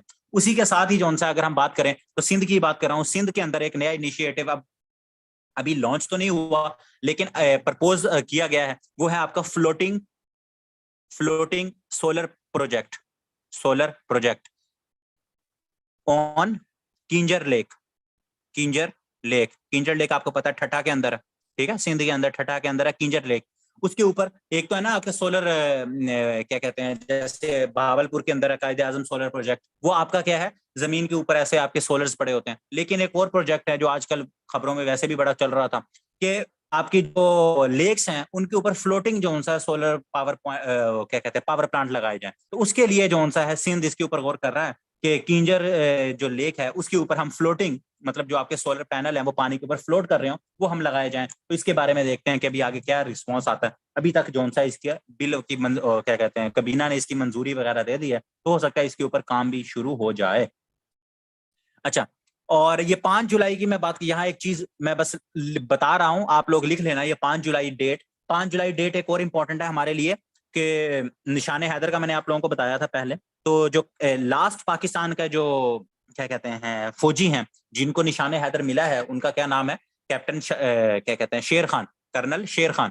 तो वो जो है 5 जुलाई को उनका यौम शहादत है। 5 जुलाई 1999 को वो कारगिल की जंग के दौरान शहीद हुए थे। तो ये पहले भी एक दफा सवाल ये पूछा गया है, रिपीटेड सवाल है, तो ये आप लोग साथ इसको याद कर लेना कि 5 जुलाई जो है कैप्टन कर्नल शेर खान जो है उनकी क्या है यौम शहादत है। 1999 के अंदर कारगिल की जंग के दौरान वो शहीद हुए थे। अच्छा जी, यहाँ से अगर और दूसरा 5 जुलाई से एक और चीज याद आई, रिपीट हो जाएगा आपका सवाल। 5 जुलाई को और क्या हुआ था, 5 जुलाई 1977, 5 जुलाई 1977 को क्या हुआ था, पाकिस्तान के अंदर तीसरा मार्शल लॉ लगा। ठीक है, जियाउल हक साहब ने भुट्टो साहब की जो इलेक्टेड गवर्नमेंट थी उसको क्या किया था, उल्ट दिया था। तो पाकिस्तान के अंदर जियाउल हक साहब का जो मार्शल लॉ था वो क्या था, वो भी 5 जुलाई 1977 को। तो ये 2-3 डेट्स इस हवाले से आप रखनी है। शहरोज काशिफ वाली करंट अफेयर्स की हो गई, कैप्टन कर्नल शेर खान की, और जियाउल हक का मार्शल लॉ। उसके बाद आप लोगों को पता ईद आई थी, ठीक है, ईद आई थी और गुजर गई। तो ईद के अंदर जानवर थे, तो जानवरों के हवाले से एक ऑर्गेनाइजेशन का पता लगा जो कि पाकिस्तान में भी आपको पता है लंपी स्किन डिजीज आई हुई है। तो उसमें एक आपकी ऑर्गेनाइजेशन है, उसका नाम है, हम वैसे लिखते हैं ना वाह, WOAH, world organisation of animal health. इसका क्या मतलब है, world organisation of animal health. ये एक ऑर्गेनाइजेशन है आपकी। ये क्यों लिखवा रहा हूं, एक तो इसको दोबारा लिख लो, World organisation of animal Health, WOAH। ये सिखा रहा हूँ कि इसका हेडक्वार्टर कौन सा है, वो ऑलरेडी पूछा जा चुका है। तो इसका हेडक्वार्टर कहाँ है? इसका हेडक्वार्टर है पेरिस के अंदर। पेरिस आपको पता है, ठीक है, पेरिस के अंदर इसका हेडक्वार्टर है। और 1924 के अंदर ये ऑर्गेनाइजेशन बनी थी, 1924 के अंदर, 1924 के अंदर। क्योंकि ये ईद के हवाले से और ये जो लंपी स्किन डिजीज है उसके हवाले से बार बार इसका नाम आ रहा था, तो मैंने कहा आप लोगों को इसका बता दूं, क्योंकि इसका हेडक्वार्टर पहले पूछा जा चुका है। तो जो WHO है, जो कि इंसानों के हवाले से डील करती है, उसका कहाँ? जिनेवा के अंदर, वो डिफरेंट है। और world organisation of animal health जो है वो डिफरेंट है, तो उसका हेडक्वार्टर कहाँ है? पेरिस के अंदर है, ठीक है। तो ये जो है आप लोगों ने क्या है, इसको याद रखना है।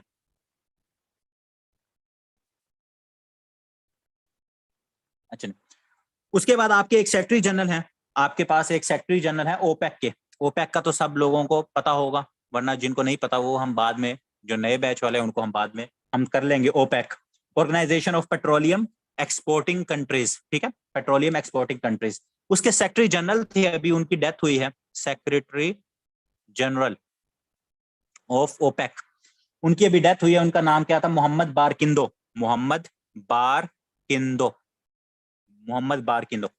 तो मोहम्मद बारकिंदो साहब जो हैं, ये 5 जुलाई को, इनकी डेथ भी कब हुई है? 5 जुलाई को। अब 5 जुलाई के कितने सारे इवेंट्स हमारे पास इकट्ठे हो गए। तो इनका नाम क्यों पूछा जा सकता है, ये मोहम्मद बारकिंदो साहब का, कि इनकी डेथ हमारे लिए इंपॉर्टेंट क्यों है? क्योंकि जो आपका ओपेक है, ये जितने आपके ऑयल एक्सपोर्टिंग कंट्रीज हैं, उनकी एक ऑर्गेनाइजेशन है, 1960 के अंदर ये बनी थी आपकी ओपेक।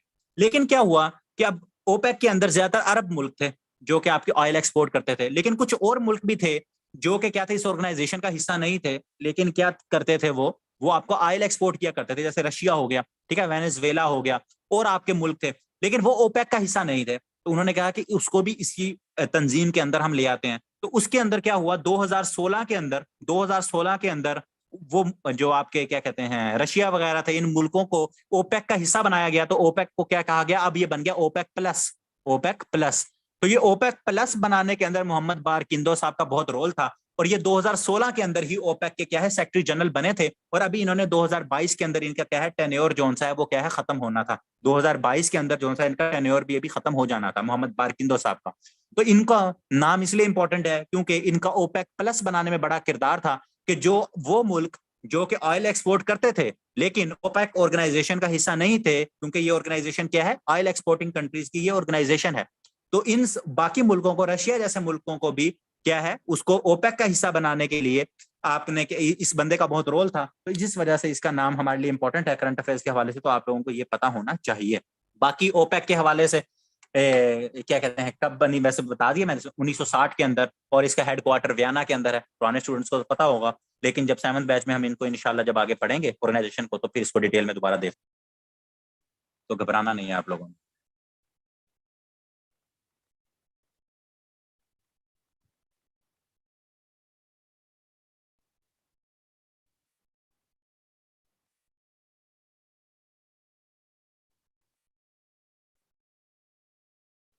मोहम्मद बारकिंदो, ये क्या कहते हैं, ये इसका था, अल्लाह भला करे, क्या कहते हैं अबूजा, नाइजेरिया का। इसका ताल्लुक कहाँ से था? नाइजेरिया से था, नाइजेरिया से इसका ताल्लुक था।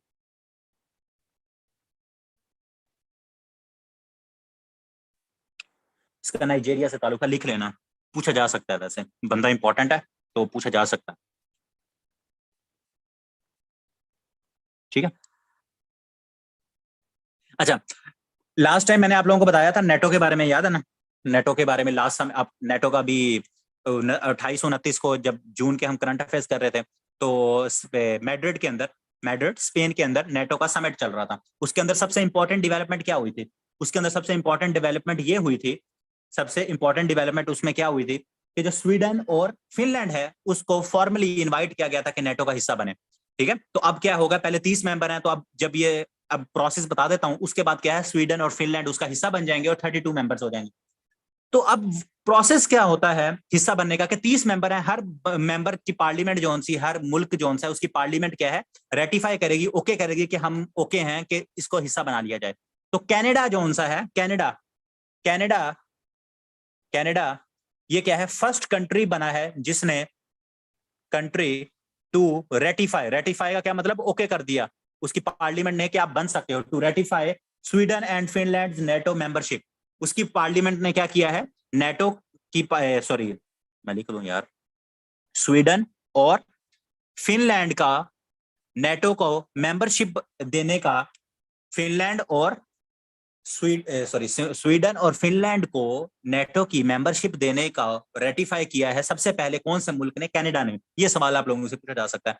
एक तो दो, अभी मुझे नहीं लगता ये सवाल इतना पूछा जाए। पहले क्या पूछा जाएगा? दो मुल्कों के नाम आप लोगों को पता होने चाहिए, ये कभी भी पूछे जाएंगे, स्वीडन और फिनलैंड के। जो दो रिसेंटली मुल्क हैं जिनको इनवाइट किया गया है या जो बनना चाहते हैं, जो भी है वट एवर, वो कौन से मुल्क हैं? स्वीडन और फिनलैंड।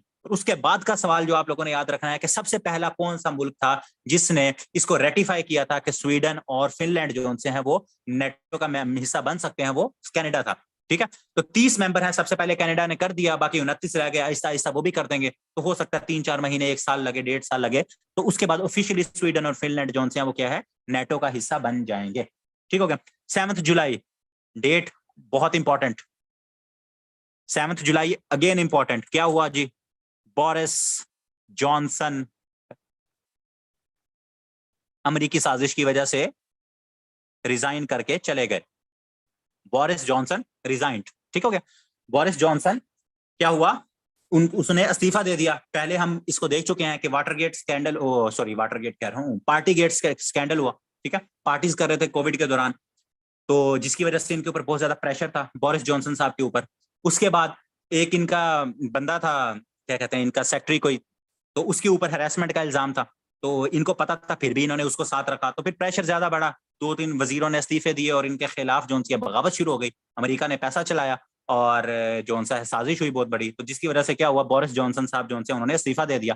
तो अब जो उनसे अमेरिका अभी क्या कहते हैं, बोरिस जॉनसन ही प्राइम मिनिस्टर हैं, लेकिन जब तक इनकी पार्टी का आपको पता है कंजर्वेटिव कहां से थे ये? कंजर्वेटिव पार्टी से इनका ताल्लुक था। एक लेबर पार्टी और एक कंजर्वेटिव, इस पार्टी से इनका ताल्लुक था। तो जब तक कंजर्वेटिव पार्टी वो अपना नया लीडर चूज नहीं करती, जो नया लीडर होगा वही जो है उनका नया प्राइम मिनिस्टर होगा। तो अभी देखते हैं, अभी उनकी वोटिंग जारी है, जब नया प्राइम मिनिस्टर आ जाएगा तो हम फिर उसको याद कर लेंगे। तो जुलाई, अभी तक आपने क्या याद रखना है? 7 जुलाई को बोरिस जॉनसन साहब ने क्या किया है? रिजाइन दिया है। उसके बाद अगर हम बात करें तो हमारे पास 8 जुलाई को अगेन इंपॉर्टेंट एक बंदा, Shinzo Abe. Shinzo Abe Shinzo Abe तो शिंजो अबे साहब जो हैं, ये 57 ईयर एज में इनको कत्ल कर दिया गया। 57 ईयर इनकी क्या थी? एज थी। और नेवी का एक एहलकार था, उसको इससे मसला था, उसने क्या किया? फायरिंग करके शिंजो अबे साहब को कत्ल कर दिया। तो शिंजो अबे साहब कौन थे? Prime minister, ex prime minister थे। एक्स प्राइम मिनिस्टर थे कहाँ के? जापान के। और लॉन्गेस्ट सर्विंग जो हैं, उनके सबसे ज्यादा लॉन्गेस्ट सर्विंग उनके जो प्राइम मिनिस्टर थे वो कौन थे? शिंजो अबे साहब थे। ठीक है, शिंजो अबे साहब थे। ये भी 2021 के एंड के अंदर जो है वो क्या है, 2020 के बाद जो है वो ये इनका टेन्योर खत्म हुआ। और आजकल आपको पता है कि शीदा साहब जो हैं, फोमियो कशीदा साहब, वो अब प्राइम मिनिस्टर हैं। तो आपने 2-3 चीजें याद रखनी है। शिंजो अबे एक तो कौन थे, इनका ताल्लुक कौन से मुल्क से था? जापान से। उनके प्राइम मिनिस्टर रहे हैं, लॉन्गेस्ट सर्विंग प्राइम मिनिस्टर हैं। 57 ईयर इनकी एज थी जब इनको मारा गया। तो किसने मारा? एक नेवी का एक्स मैन था, एक्स सर्विस मैन था, जिसने उसको इनको कत्ल किया। और 8 जुलाई को उसको क्या किया? इसको इनको मारा गया। ठीक है, 8 जुलाई को इसको क्या किया गया? कत्ल किया गया, फायरिंग करके। एक इज्तिमा रैली से क्या कर रहे थे? ये खिताब कर रहे थे। फिर 8 जुलाई को इतनी इंपॉर्टेंट नहीं है, लेकिन हल्की सी आप लोग इसको लिख लो। G20 का आपको पता है ना, G20 की प्रेसिडेंसी जो है वो किसके पास है? इंडोनेशिया के पास है। अब जो G20 का मेन समिट होना है वो कहाँ होना है? इंडोनेशिया के अंदर होना है। तो G20 फॉरेन मिनिस्टर 8 जुलाई को ही फॉरेन मिनिस्टर का जो है वो समिट हुआ है। कहाँ हुआ है? अगेन वही बाली, इंडोनेशिया के अंदर। बाली, इंडोनेशिया के अंदर। ये क्या है? सिर्फ फॉरेन मिनिस्टर्स का क्या हुआ है? इनका बैठक हुई है। उसके अंदर फिर वही रशिया भी, क्योंकि G20 का मेंबर है, वो भी वहां आया हुआ था। तो यूक्रेन ही हर जगह, हर जहां अब जो भी समिट होगा उसके अंदर यूक्रेन, रशिया, वही डिस्कशन होगी। तो G20 फॉरेन मिनिस्टर समिट कहाँ हुआ है? बाली, इंडोनेशिया के अंदर। अभी आगे इस साल के एंड के अंदर जो है फिर जब हेड ऑफ स्टेट होगा तो तब उसको दोबारा डिस्कस कर लेंगे। लेकिन वो भी कहाँ होना है? वो भी इंडोनेशिया के अंदर होना है, क्योंकि G20, बल्कि अभी आज जो है, आज और कल इनके फॉरेन मिनिस्टर्स की जो है वो भी G20 की मीटिंग्स हो रही हैं। वो भी कहाँ हो रही हैं? वो भी इंडोनेशिया के अंदर हो रही हैं। तो कोई भी मिनिस्टर्स की इस दफा G20 के मीटिंग्स होंगी, वो कहाँ होंगी? इंडोनेशिया के अंदर होंगी। तो ये आप लोगों ने क्या रखना है? इसको याद रखना है, इंपॉर्टेंट है G20 खासतौर। ग्रुप ऑफ 20, बस अभी G20 इस तरह से याद रख लो। जिनको नहीं पता वो फिर मैं आप लोगों को जब करवाऊंगा ऑर्गेनाइजेशन, तो फिर मैं इसका आपको बता दूं। अभी आप बस G20 ये समझ लें इनफॉर्मल ग्रुप है जो आपके बड़ी बड़ी इकोनॉमी है ना, उनका एक ग्रुप है, डेवलप्ड इकोनॉमीज का एक ग्रुप है। बस अभी सिंपल इतना याद रख लो, जिनको G20 के बारे में नहीं पता। बाकी जब हम ऑर्गेनाइजेशंस में आपको लोगों को करवाऊंगा तो फिर जो है इसके बारे में आप लोगों को क्लियर हो जाए। अच्छा जी, 9 जुलाई, 9 जुलाई बड़ा इंपॉर्टेंट है। क्यों इंपॉर्टेंट है? क्योंकि ये जनरल नॉलेज का सवाल है आप लोगों का। 9 जुलाई 2016, इस डेट को क्या हुआ था? बुरहान वानी को शहीद किया गया था। ये सवाल पहले भी पूछा गया है, बुरहान वानी को शहीद किया गया था। बुरहान वानी आपको पता है फ्रीडम फाइटर कश्मीर के अंदर जोन से हैं, तो इनको कब शहीद किया गया था? 9 जुलाई 2016 को इनको शहीद किया गया था। तो इनकी डेट अभी रिसेंटली, ये भी क्योंकि अभी इनकी क्या कहते हैं, कितने साल हो गए, 6 साल हो गए, तो छठी इनकी जोन सी है वो मनाई जा रही थी एनिवर्सरी। तो इस हवाले से ये भी सवाल आप लोगों से पूछा जा सकता है बुरहान वानी। सबसे इंपॉर्टेंट, 11 जुलाई, 11 जुलाई का पता होगा आप लोगों को, world population day. World population day, world population day जो सा है वो क्या है? 11 जुलाई। और इसका थीम क्या था? इसका थीम था a world of 8 billion. A world of 8 billion. 8 billion क्यों जी? इस वक्त पूरी दुनिया की करंट आबादी कितनी है जी? 7.9 समथिंग है, ठीक है, 7.95 या 7.9 बिलियन इस दुनिया की आबादी है, जो कि अकॉर्डिंग टू यूएन 15 नवंबर 15 नवंबर 2022 तक जो है हम कितने हो जाएंगे? हम 8 बिलियन हो जाएंगे। हम क्या है? 8 बिलियन जो है वो हो जाएंगे, ठीक है।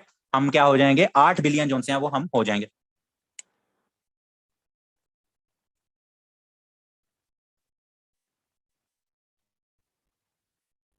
8 जुलाई को अब्दुल सत्तार ईदी साहब का भी लिख लो।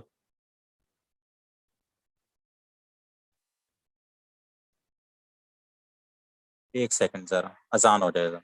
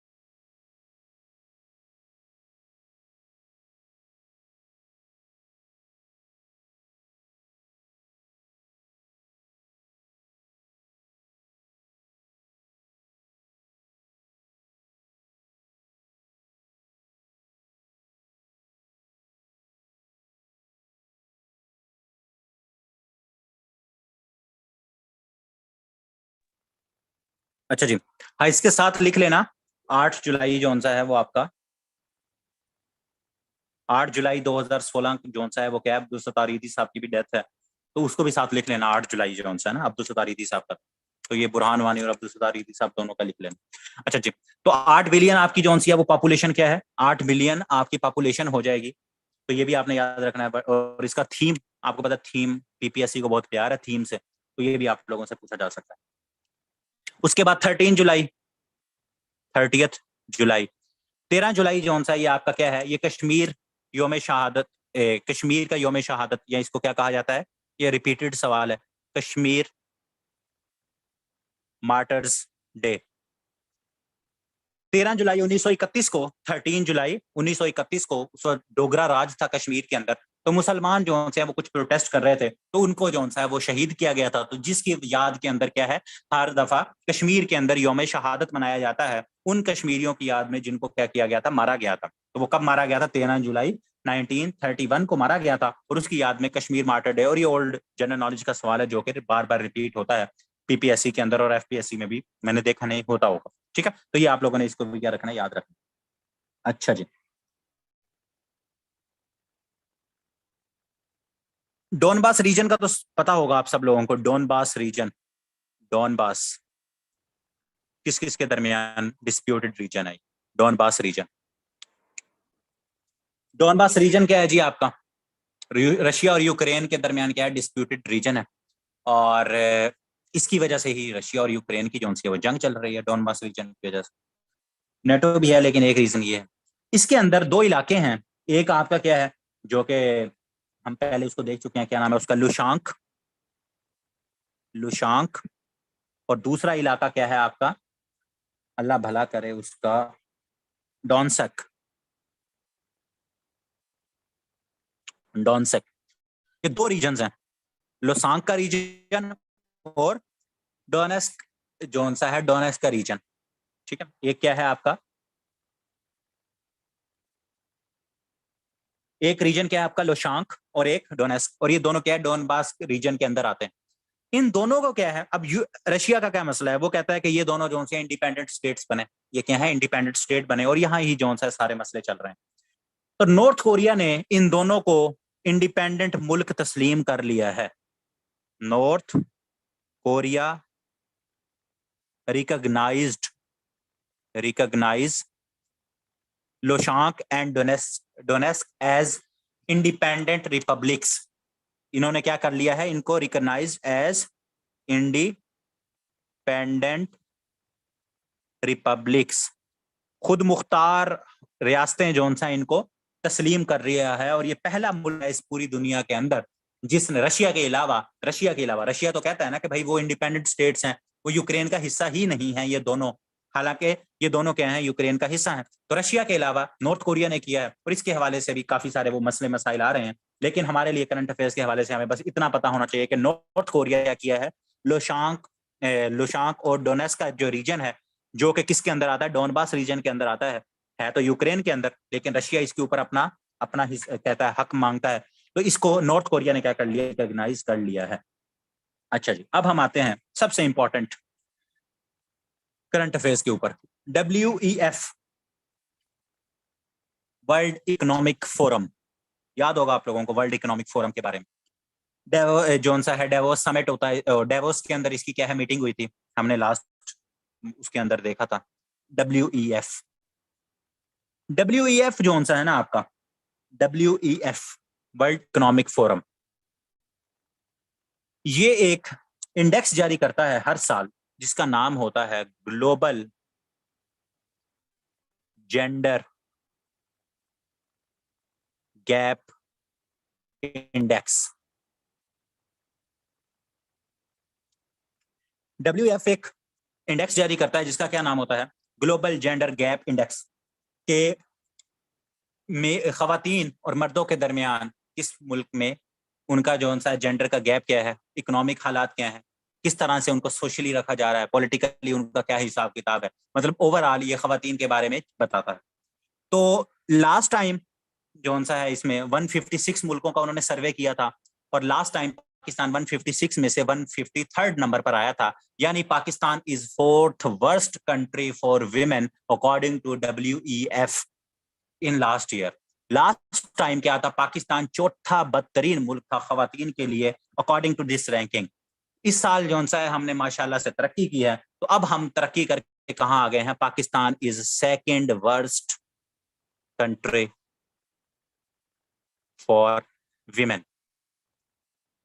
हमारी कितनी पोजीशन आई है? हमारी 145th पोजीशन आई है आउट ऑफ 146 कंट्री। 146 कंट्रीज में से पाकिस्तान की रैंकिंग क्या है? 145th। पाकिस्तान 145th नंबर पर आया है कितने मुल्कों में से? 146 मुल्कों में से। और 146 कंट्री कौन सा हो सकता है? आप सब लोगों को पता है वो क्या है? Afghanistan, worst country for living. ठीक हो गया? अफगानिस्तान बिल्कुल लास्ट पे क्या होगा? अफगानिस्तान ही मोस्टली होता है। अफगानिस्तान क्या कहते हैं? Worst, 2nd worst. Pakistan last year Pakistan क्या था? 4th वर्स्ट था। तो हमने 2 दर्जे और तरक्की की। तो टॉप पे कौन होगा? टॉप पे बेस्ट कंट्री फॉर विमेन, ये भी आप लोगों को पता होगा ज्यादातर स्टूडेंट्स को, आइसलैंड। आइसलैंड के बाद कौन सा है 2nd पे? फिनलैंड। ठीक है, तो ये मुल्क जो स्कैंडिनेवियन जिनको कहा जाता है, आइसलैंड सबसे बेस्ट कंट्री है किसके लिए? खवातीन के लिए, जेंडर गैप नहीं है वहां। तो आइसलैंड और पाकिस्तान जो सा सेकंड वर्स्ट, और वर्स्ट क्या है? अफगानिस्तान। और इंडिया जो सा है, इंडिया जो सा है वो 135th नंबर पर है, पाकिस्तान से ऊपर है। 135th नंबर किसका है? इंडिया का है। इंपॉर्टेंट नहीं है, लेकिन फिर भी अगर कभी पूछ लिया जाए तो आप लोगों को पता होना चाहिए कि इंडिया का कौन सा नंबर है। 135th नंबर जो सा है वो इंडिया का है, कि जेंडर, ग्लोबल जेंडर जो आपके पास है उसके ऊपर, सॉरी, जो इंडेक्स है ग्लोबल जेंडर गैप, उसके ऊपर इंडिया कितने नंबर पर है? 135th के ऊपर। और पाकिस्तान का मैंने आपको बता दिया। सेकंड वर्स्ट भी पूछा जा सकता है, या इसका पूछा जा सकता है आप लोगों को रैंकिंग का, तो 145th। लास्ट टाइम क्या थी पाकिस्तान की? 153rd थी आउट ऑफ 156 जो उन्होंने सर्वे किया था। इस दफा कम मुल्कों का सर्वे किया होगा, लेकिन रैंकिंग जो सी है वो हमारे लिए ज्यादा इंपॉर्टेंट। अच्छा, यहाँ रैंकिंग से एक और चीज याद आई, मैंने लास्ट टाइम आप लोगों को लिखवाई थी शायद, मैंने लिखवाई हुई है ना, क्या कहते हैं उसका, क्या नाम था आपका? Rule of law index. Rule of law index मैंने लिखवाया हुआ है कि नहीं लिखवाया हुआ? पुराने स्टूडेंट्स मुझे बताओ जरा, मेरे ख्याल में मैंने लिखाया हुआ है।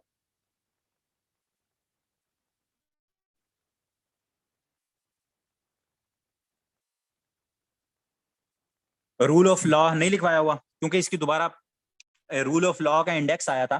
ठीक है, एक वर्ल्ड दुनिया का ना एक प्रोजेक्ट है, वर्ल्ड जस्टिस प्रोजेक्ट। ठीक है, चलो मैं रिपीट करवा देता हूँ। वर्ल्ड जस्टिस प्रोजेक्ट है, वो एक जारी करता है रूल ऑफ लॉ इंडेक्स, कि आपका जो जुडिशरी है वो किस तरह से काम कर रही है, आपकी पुलिस वगैरह ये सारा ना। तो उसमें क्या हुआ था, उसमें 139 मुल्क थे, उन्होंने कितना सर्वे किया था? 139। तो पाकिस्तान 139 में से पाकिस्तान का क्या रैंक आया था? 130। ये बड़ा इंपॉर्टेंट, ये बड़ा हर जगह कोर्ट भी हुआ था। 130वें नंबर पे कौन था? पाकिस्तान था। तो ये दोबारा क्यों लिखवा रहा हूं कि पाकिस्तान की जुडिशरी ने बड़ा बुरा मना लिया, उन्होंने सो मोटो एक्शन ले लिया इसका। मजाक में कह रहा हूँ, असल में नहीं लिया। उन्होंने कहा कि भाई हम तो रात 12 बजे भी इंसाफ देते हैं इस मुल्क के अंदर, तो हम 130वें नंबर पर कैसे आ गए? आपकी रैंकिंग गलत होगी, हम सही हैं। तो वो जो वर्ल्ड जस्टिस प्रोजेक्ट था ना, उन्होंने कहा सर हम नहीं गलत, हमसे गलतियां नहीं होती, तो आप जो सा है ना अपने निजाम के ऊपर नजरसानी करें। तो उन्होंने दोबारा पाकिस्तान को ये खत लिखा है कि भाईजान, हमने दोबारा अपना सिस्टम चेक किया, आप कितने पे हो? आप 130वें नंबर पे ही हो। तो ये दोबारा उन्होंने जो पाकिस्तान को रिपोर्ट भेजी है, तो ये अभी जुलाई जुलाई के अंदर आई है। तो मैंने कहा आप लोगों को दोबारा रिपीट भी करवा दूं, अगर मेरे ध्यान में था मैंने शायद ना लिखवाया हो, तो अगर लिखवाया हुआ है तो तो दोबारा आप लोगों का ये रिपीट हो जाएगा इंडेक्स। तो पाकिस्तान रूल ऑफ लॉ के जो इंडेक्स है उसमें पाकिस्तान कितने नंबर पर है? 130वें नंबर के ऊपर है। ठीक हो गया। उसके बाद चाइना ने एक रोबोट फिश तैयार की है, रोबोट फिश बाय चाइना। वो क्या करेगी जी? उसका फंक्शन क्या होगा? उसका फंक्शन होगा कि वो ईट करेगी या एब्जॉर्ब करेगी माइक्रो प्लास्टिक को, माइक्रो प्लास्टिक इन ओशन। जो आप प्लास्टिक को खा पी के पानी में हमारा जा रहा है, ओशंस आपको पता है किस तरह से प्लास्टिक से भर रहे हैं, कुछ तो वो प्लास्टिक हम निकाल रहे हैं, लेकिन छोटा छोटा प्लास्टिक जो सा माइक्रो जो प्लास्टिक है वो हम समंदर से नहीं निकाल सकते। तो उसके लिए चाइना ने क्या किया है? रोबोट फिश तैयार की है। ठीक है, जो क्या करेगी, जो वो समंदरों के अंदर छोड़ेंगे और वो वहां से जाके क्या करेंगे, उन जो माइक्रो प्लास्टिक है उनको ईट करेंगे, एब्जॉर्ब करेंगे, ताकि जो ओशंस हैं, ओशंस के अंदर से जो प्लास्टिक की जो वबा है, ये जो बीमारी है, ये क्या हो, खत्म हो। ठीक है, तो ये आप लोगों ने इसको भी याद रखना है। उसके बाद शहरियार अफरीदी, शहरियार अफरीदी हम सब ने क्या करनी है? जान अल्लाह को देनी है। तो शहरियार अफरीदी साहब जो उनसे हैं वो क्या थे? वो पाकिस्तान के चेयरमैन थे कश्मीर कमेटी के। चेयरमैन इसके थे? कश्मीर कमेटी के। तो नई हुकूमत आई, तो नए चेयरमैन साहब आएंगे, तो वो चेयरमैन साहब चेंज हो गए हैं। अब कौन है? बासित, बासित बुखारी। अब बासित बुखारी साहब का नहीं पता कि इन्होंने जान अल्लाह को देनी है कि नहीं, लेकिन बासित बुखारी साहब जो हैं ये कौन है? ये चेयरमैन, ये चेयरमैन ऑफ कश्मीर कमेटी। पहले कौन थे? मौलाना फजल रहमान। उसके बाद जो उनसे मेरे ख्याल में फखर इमाम साहब भी बने थे कुछ देर के लिए, फिर शहरियार अफरीदी साहब आ गए। तो अब शहरियार अफरीदी साहब के बाद जो उनसे हैं बासित बुखारी साहब जो उनसे हैं, ये भी पीटीआई के ही एमएनए हैं, लेकिन मुनहरिफ एमएनए हैं। इनको जो उनसा है वो क्या है? चेयरमैन बनाया गया है कश्मीर कमेटी का। तो अगर अब आप लोगों से पूछें तो आपका अभी तक जो उनसे हैं ये हैं, जब बाद में चेंज होंगे तो फिर हम इसको दोबारा देख लेंगे, बासित बुखारी साहब। उसके बाद अगर हम बात करें तो हमारे पास जो उनसा है, चाइना की एक कंपनी है, आपने इसका नाम सुना होगा, यूटोंग। ये वैसे नहीं, ये सिर्फ इसलिए आपको पता है बसेस की कंपनी है पाकिस्तान में, दो ही बसेस ज्यादा चलती हैं, एक आपकी क्या है डाइवो, एक आपकी यूटोंग। तो डाइवो का सवाल, रिपीटेड सवाल आप लोगों को पता है, ये कौन से मुल्क की कंपनी है? साउथ कोरिया की कंपनी है। यूटोंग कहाँ की कंपनी है? ये है चाइना की कंपनी। ठीक है, ये रिपीटेड ओल्ड सवाल है आप लोगों का, ये आपको शायद था क्या हो, मुझे आइडिया नहीं है, लेकिन पूछा जा सकता है। तो जो यूटोंग है आपकी, ये चाइना की कंपनी है। ये क्या करने लगी है? ये सिंध के अंदर मैन्युफैक्चरिंग प्लांट लगाने लगी, मैन्युफैक्चरिंग प्लांट लगाने लगी है। पहला पहला प्लांट लगेगा सिंध के अंदर, मैन्युफैक्चरिंग प्लांट यूटोंग की तरफ से। ठीक है, बसेस आपको पता है बसों की कंपनी है ये, ऑटोमोबाइल की। तो यूटोंग चाइना की कंपनी है, क्योंकि डाइवो का मैंने इसलिए बताया है चाइना की कंपनी है, क्योंकि डाइवो का सवाल मुझे याद है कि पीपीएससी के अंदर ये जनरल नॉलेज का सवाल पूछा जाता है कि डाइवो जौन सी आपकी कंपनी, कौन से मुल्क से इसका ताल्लुक है, किस मुल्क की ये कंपनी है? तो ये आपकी साउथ कोरिया की है। यूटोंग जौन सी है, जिसकी आजकल बड़ी प्यारी प्यारी बसेस आ रही हैं, तो वो कौन सी कंपनी है? चाइना की कंपनी है। और वो क्या करने लगी है? पाकिस्तान के अंदर, सिंध के अंदर अपना पहला जौन सा है वो प्लांट लगाने लगी है। सिंध की बात हो रही है तो बुलबुले सिंध की बात करते हैं। रोबीना रोबीना कुरैशी रोबीना कुरैशी रोबीना कुरैशी, बुलबुले सिंध, नाइट, या इनको क्या कहा जाता है? Nightingale of Sindh, nightingale of Sindh, बुलबुले सिंध, सिंध की बुलबुल। इनकी डेथ हो गई है, इनकी डेथ हुई है 81 ईयर की एज के अंदर, 13 जुलाई को। 13 जुलाई, सिंध के अंदर, सिंध से इनका ताल्लुक था। बुलबुले सिंध इनको कहा जाता था। सिंगर थी ये, क्या थी? सिंगर। अगर किसी को बुलबुल समझ नहीं आया तो सिंगर थी ये। ठीक है, बेसिकली ये क्या थी? ये सिंगर थी। तो इनकी जो डेथ हुई है 13 जुलाई को। अच्छा, ये नहीं मुझे पता था मुस्तफा कुरैशी की वाइफ है ये नई इन्फॉर्मेशन है, मे बी चार हैं तो।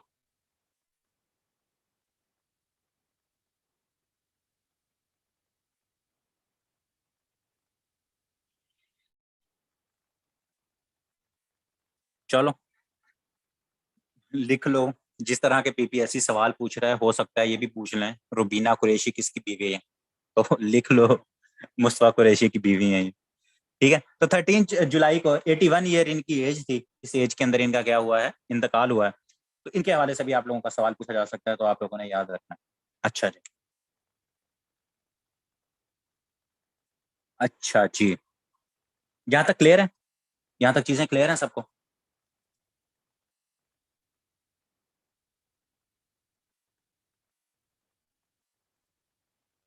चलो अभी टाइम है थोड़ा सा। ठीक है।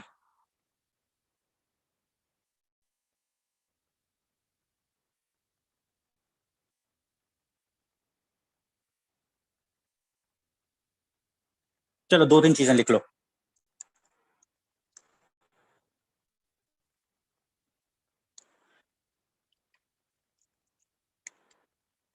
Costa, CAASTA, Costa. जल्दी जल्दी लिख लो, कास्टा। कास्टा, कास्टा क्या है? Countering America's adversary through sanction act. Countering America's adversaries through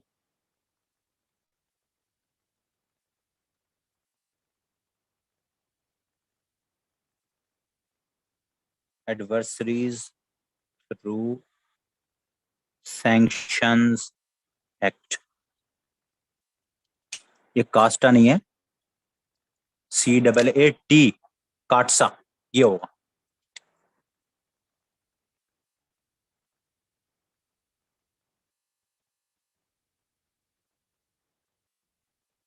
ठीक है, CAATSA, countering America's adversary through sanction act. ये क्या है? नाम से आपको पता लगा, एक्ट था। 2017 के अंदर ये आया था। ये कब आया था? 2017 के अंदर। इसका मकसद क्या था? इसका मकसद क्या था, अब सुन लो। अब ये जो काटसा था, एक तो ये सवाल पूछा जा चुका है पहले कि कब आया था, 2017 के अंदर आया था। अब इसमें यह था कि अमेरिका जोन सा है, और ये किन किन मुल्कों के लिए था? 3 मुल्कों के लिए था, ईरान, रशिया, और अल्लाह भला करे तीसरा आपका कौन सा था? कोरिया, हाँ, नॉर्थ कोरिया। नॉर्थ कोरिया, ये 3 मुल्कों के लिए ये एक्ट आया था आपका, कि इन 3 मुल्कों से इन 3 मुल्कों से अगर कोई भी तिजारत करेगा, कुछ भी करेगा, तो अमेरिका के पास जो सा है वो इजाजत होगी कि अमेरिका उस मुल्क के ऊपर पाबंदी लगा दे कि अगर कोई भी मुल्क अमेरिका की मर्जी के बगैर रशिया से, ईरान से, नॉर्थ कोरिया से ट्रेड करेगा, उनके साथ दोस्ती की, उनसे गैस खरीदेगा, उनसे जो सा है कोई पेट्रोल खरीदेगा और इस तरह की चीजें करेगा, तो अमेरिका उसके ऊपर पाबंदी लगा सकता है, सैंक्शंस लगा सकता है काटसा एक्ट के थ्रू। ठीक हो गया। अब क्या हुआ है, ये दोबारा न्यूज में क्यों हुआ है? इंडिया गॉट वेवर, इंडिया को छूट मिल गई है। वेवर क्या मतलब इंडिया को छूट मिल गई है कि इंडिया जोन सा है इस काटसा एक्ट के से उसको क्या मिल गई है, छूट मिल गई है। एक वहां के रिपब्लिक सॉरी डेमोक्रेटिक उनके लीडर क्या कहते हैं, सेनेटर हैं या रिप्रेजेंटेटिव हैं, रो खन्ना, उन्होंने जो सा ये बिल पास किया है अमेंडमेंट का, काटसा के अंदर अमेंडमेंट का, कि अमेरिका इंडिया जो सा ये हमारा बड़ा अच्छा दोस्त है, तो इंडिया को क्या किया गया, इंडिया को छूट दी जाए, इंडिया को क्या दी जाए, छूट दी जाए, इंडिया के ऊपर इन सेक्शंस का इतलाक नहीं होता। तो ये इससे बेसिक फायदा क्या होना है इंडिया को, वो होना है S-400 का। S-400 आपको पता है S-400 क्या है? डिफेंस सिस्टम है, मिसाइल डिफेंस सिस्टम है। और ये किसके पास है? ये रशिया के पास है। और कौन खरीदना चाहता है रशिया से? हर मुल्क खरीदना चाहता है और इंडिया भी खरीदना चाहता है। इवन इंडिया को इसका बेसिक सिस्टम इक्विपमेंट भी मिल चुका है। तो इससे अब क्या होगा कि इंडिया जौन सा है रशिया से S-400 खरीदेगा, लेकिन अमेरिका जौन सा है वो क्या है, उसको कोई भी पाबंदियां या इंडिया को कुछ भी रोक टोक नहीं कर सकेगा। ये जौन सा है ये अमेंडमेंट पेश की गई है। तो अब इसमें आप लोगों से 3-4 सवाल जो पूछे जा सकते हैं, वो एक तो काटसा क्या है वो मैंने बता दिया, कब पेश किया गया था, 2017 के अंदर जौन सा ये क्या कहते हैं आपका, इसको पेश किया गया था, एक्ट को मकसद क्या था वो भी बता दिया। रिसेंटली कौन से मुल्क को वेवर दिया गया है, इसको छूट दी गई है कि वो इन तीनों मुल्कों से, चाहे तो तीनों मुल्कों से, बेसिकली उनका मकसद यही है, रशिया से या मैक्सिमम ईरान से, तो क्योंकि वो बड़ा स्ट्रेटेजिक पार्टनर है, तो आप क्या कर सकते हैं उससे डील, वो वेव दिया गया है उसको, क्या खुली छूट दी गई है कि आप अगर उससे कोई ट्रेड करना चाहो तो कर सकते हो। और इसका बेसिक मकसद क्या है? इसका बेसिक मकसद ये है कि आप लोगों को लास्ट टाइम मैंने बताया था I-2U2, तो मैंने कहा था उसका समिट होना है। तो 14 जुलाई को समिट हुआ है, फर्स्ट समिट किसका? I-2U2 का। I-2U2 का क्या मतलब? 2 I 2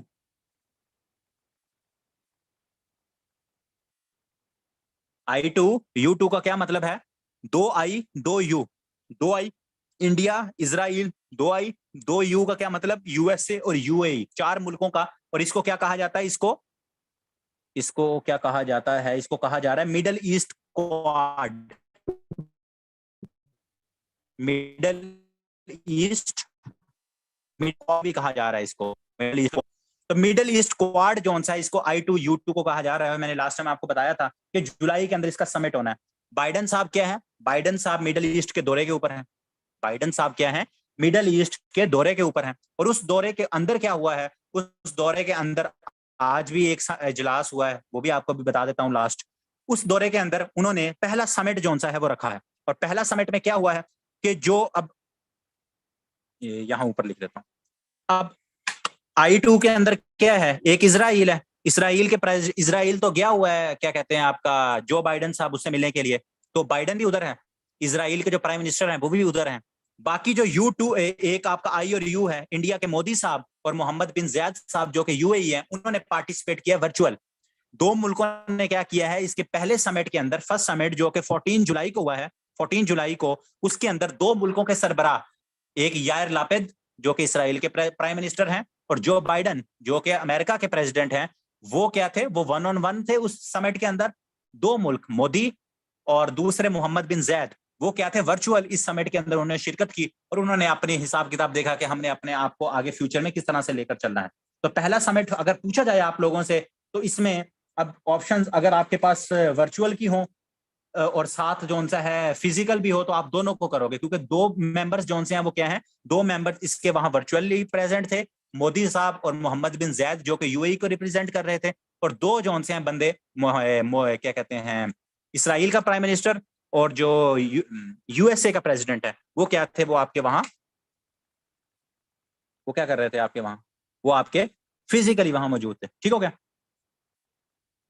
एक तो ये हो गया आपका, जो बाइडन साहब ये आपके मिडिल ईस्ट के दौरे पे हैं, साथ उन्होंने एक I2U2 जो सा है उसको निपटा दिया। दूसरा उन्होंने जो आज की लेटेस्ट डेवलपमेंट है और आखिरी आप लोगों का ये क्या कहते हैं MCQs है आप लोगों के लिए, उसके बाद छुट्टी आप लोगों की, वो है अरब समिट। अरब समिट ये अभी चल रहा है, जब मैं आप लोगों को करवा रहा हूं। मैंने बताया ना कि इसराइल के अंदर हुआ है, इसराइल के अंदर हुआ है, लेकिन वहां यह है कि सिर्फ दो लोग इसराइल के अंदर मौजूद थे, एक इसराइल के प्राइम मिनिस्टर और बाइडन इसराइल के अंदर मौजूद थे, लेकिन दो लोग, मोदी और मोहम्मद बिन जैद, ये दोनों वर्चुअल ऑनलाइन मौजूद थे। तो अब इसको आप देख लो, आपने वर्चुअल कहना है या इसराइल के अंदर कहना है, जो आपको बेहतर लगे। मैंने दोनों आप लोगों को बता दी। अरब समिट, अच्छा जी, ये आज की डेवलपमेंट अभी हो रही है। अच्छा, अब इसको अरब समिट को क्या कहा जा रहा है? अरब समिट को दो तीन नाम है इसके। अरब समिट 16 जुलाई, पहले आज की एक तो डेट लिख लो, फिर उसके बाद हम यहां से आगे चलेंगे। अरब समिट, इसके दो तीन नाम है।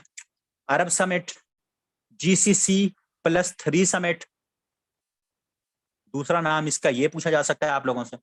तीसरा नाम क्या है इसका? Jeddah security and development summit. ये तीन नाम जो उनसे हैं, आपसे कोई भी पूछा जा सकता है कि अरब समिट कब हुआ? 16 जुलाई को। कहां हुआ? जद्दा के अंदर हुआ। GCC+3 समिट कहां हुआ? वो भी जद्दा के अंदर हुआ। ये Jeddah security and development summit, वो भी कहां? 16 जुलाई, सऊदी अरेबिया के अंदर हुआ। ठीक हो गया? इंपॉर्टेंट नहीं है, इतना इंपॉर्टेंट नहीं है। अगर है तो लिख लो, कर्नल लाइक। चलो मैं एंड में लिखवा देता हूँ, इसका लिखवा देता हूँ एंड में, अभी ये देख लो। अच्छा, अब इसमें क्या है? GCC आपको पता है गल्फ कॉपरेशन कंट्रीज हैं। गल्फ कॉपरेशन कंट्रीज ये कितने हैं? 6 मुल्क हैं। GCC में कितने मुल्क होते हैं? 6 मुल्क होते हैं। बाद में आप लोगों को लिखवा भी दूंगा।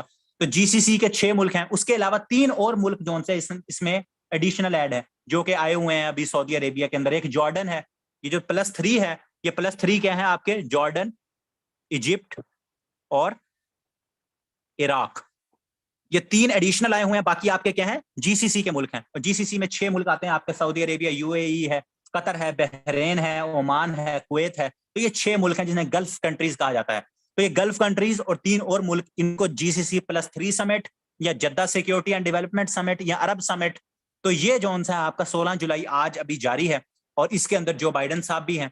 इसके अंदर क्या है? जो बाइडन साहब भी हैं, क्योंकि अभी सऊदी अरेबिया गए हुए हैं, और वहां जो है वो सऊदी अरेबिया के हालात के ऊपर वो कह रहे हैं कि भाईजान, पेट्रोल की जो सी है वो प्रोडक्शन थोड़ी सी बढ़ा दो, जो सी दुनिया जो सी है वो मसले के अंदर है। तो ये अरब समिट चल रहा है, इसके अंदर भी यही चीजें, यूक्रेन की जंग और किस तरह डेवलपमेंट बढ़ानी है, और सारी यही बातें हो रही हैं। तो ये अरब समिट के बारे में अगर पूछा जाए तो ये भी आपको पता होना चाहिए। I2U2 के समिट के बारे में भी हमने देख लिया इस दफा। और इक्वास जो सा है, जो आपका अफ्रीकन कंट्रीज हैं, उनके हवाले से समिट जो है वो भी हमने देख लिया। ठीक है, तो ये सारी चीजें थी आप लोगों की इस अभी तक। आज 16 जुलाई तक के जो आपके करंट अफेयर्स थे वो कंप्लीट हो गए। लास्ट करंट अफेयर्स जो शुएब ने कहा है, वो कर्नल लायक साहब जौन से हैं, उनको शहीद किया गया है। तो अगर इनका पूछा जाए कि इनको शहीद किसने किया है, तो वो BLA का है, बलोचिस्तान लिबरेशन आर्मी। ठीक है, BLA ने इनको क्या है? शहीद किया है। तो अगर मैक्सिमम पूछा जाए तो ये पूछा जा सकता है कि इनको अभी शहीद किया गया है, तो कौन से जो टेररिस्ट ऑर्गेनाइजेशन है जिन्होंने इसको शहीद किया है? तो वो BLA, बलोचिस्तान लिबरेशन आर्मी जोन सी है, उन्होंने इनको क्या किया है? शहीद किया है। ठीक है, तो BLA जोन सा है, ये इसके हवाले से अगर पूछा जाए तो मैक्सिमम ये पूछा जाएगा। यहां तक जोन से आपके हाफ करंट अफेयर्स जोन से हैं वो हाफ करंट अफेयर्स यहाँ तक जुलाई के कंप्लीट हो गए।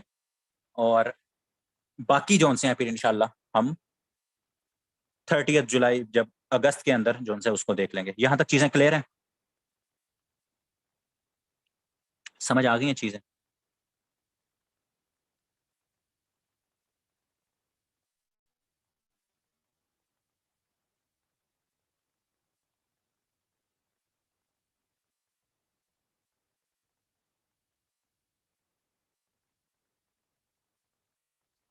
जी इंशाल्लाह। अच्छा जी, आप जो सहमत बैच वाले हैं, कल आप लोगों का टेस्ट है। ठीक है, पता है आप लोगों को मैथ के जो 10 लेक्चर्स हैं आपके, उनका आप लोगों का कल टेस्ट होगा। तो टेस्ट एक स्पेसिफिक टाइम पीरियड के लिए होगा। आपके साथ लिंक शेयर किया जाएगा गूगल फॉर्म। अगर आप 1.5 घंटे का टेस्ट है तो 1.5 घंटे के बाद आपके रिस्पॉन्सेज ऑफ हो जाएंगे, तो आपको वो टाइम, उसी टाइम के लिमिट के अंदर अंदर ही वो टाइम सॉल्व करना होगा। ठीक हो गया?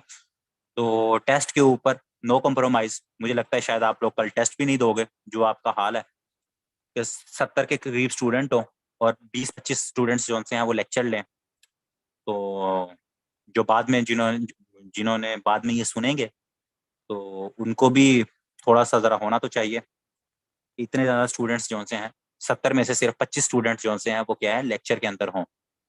तो अफसोस की बात है, बाकी आप लोगों की मर्जी। ठीक है, फिर इंशाल्लाह कल टेस्ट के अंदर मुलाकात होती है। अपना ख्याल रखो। अल्लाह हाफिज़। रब रखा।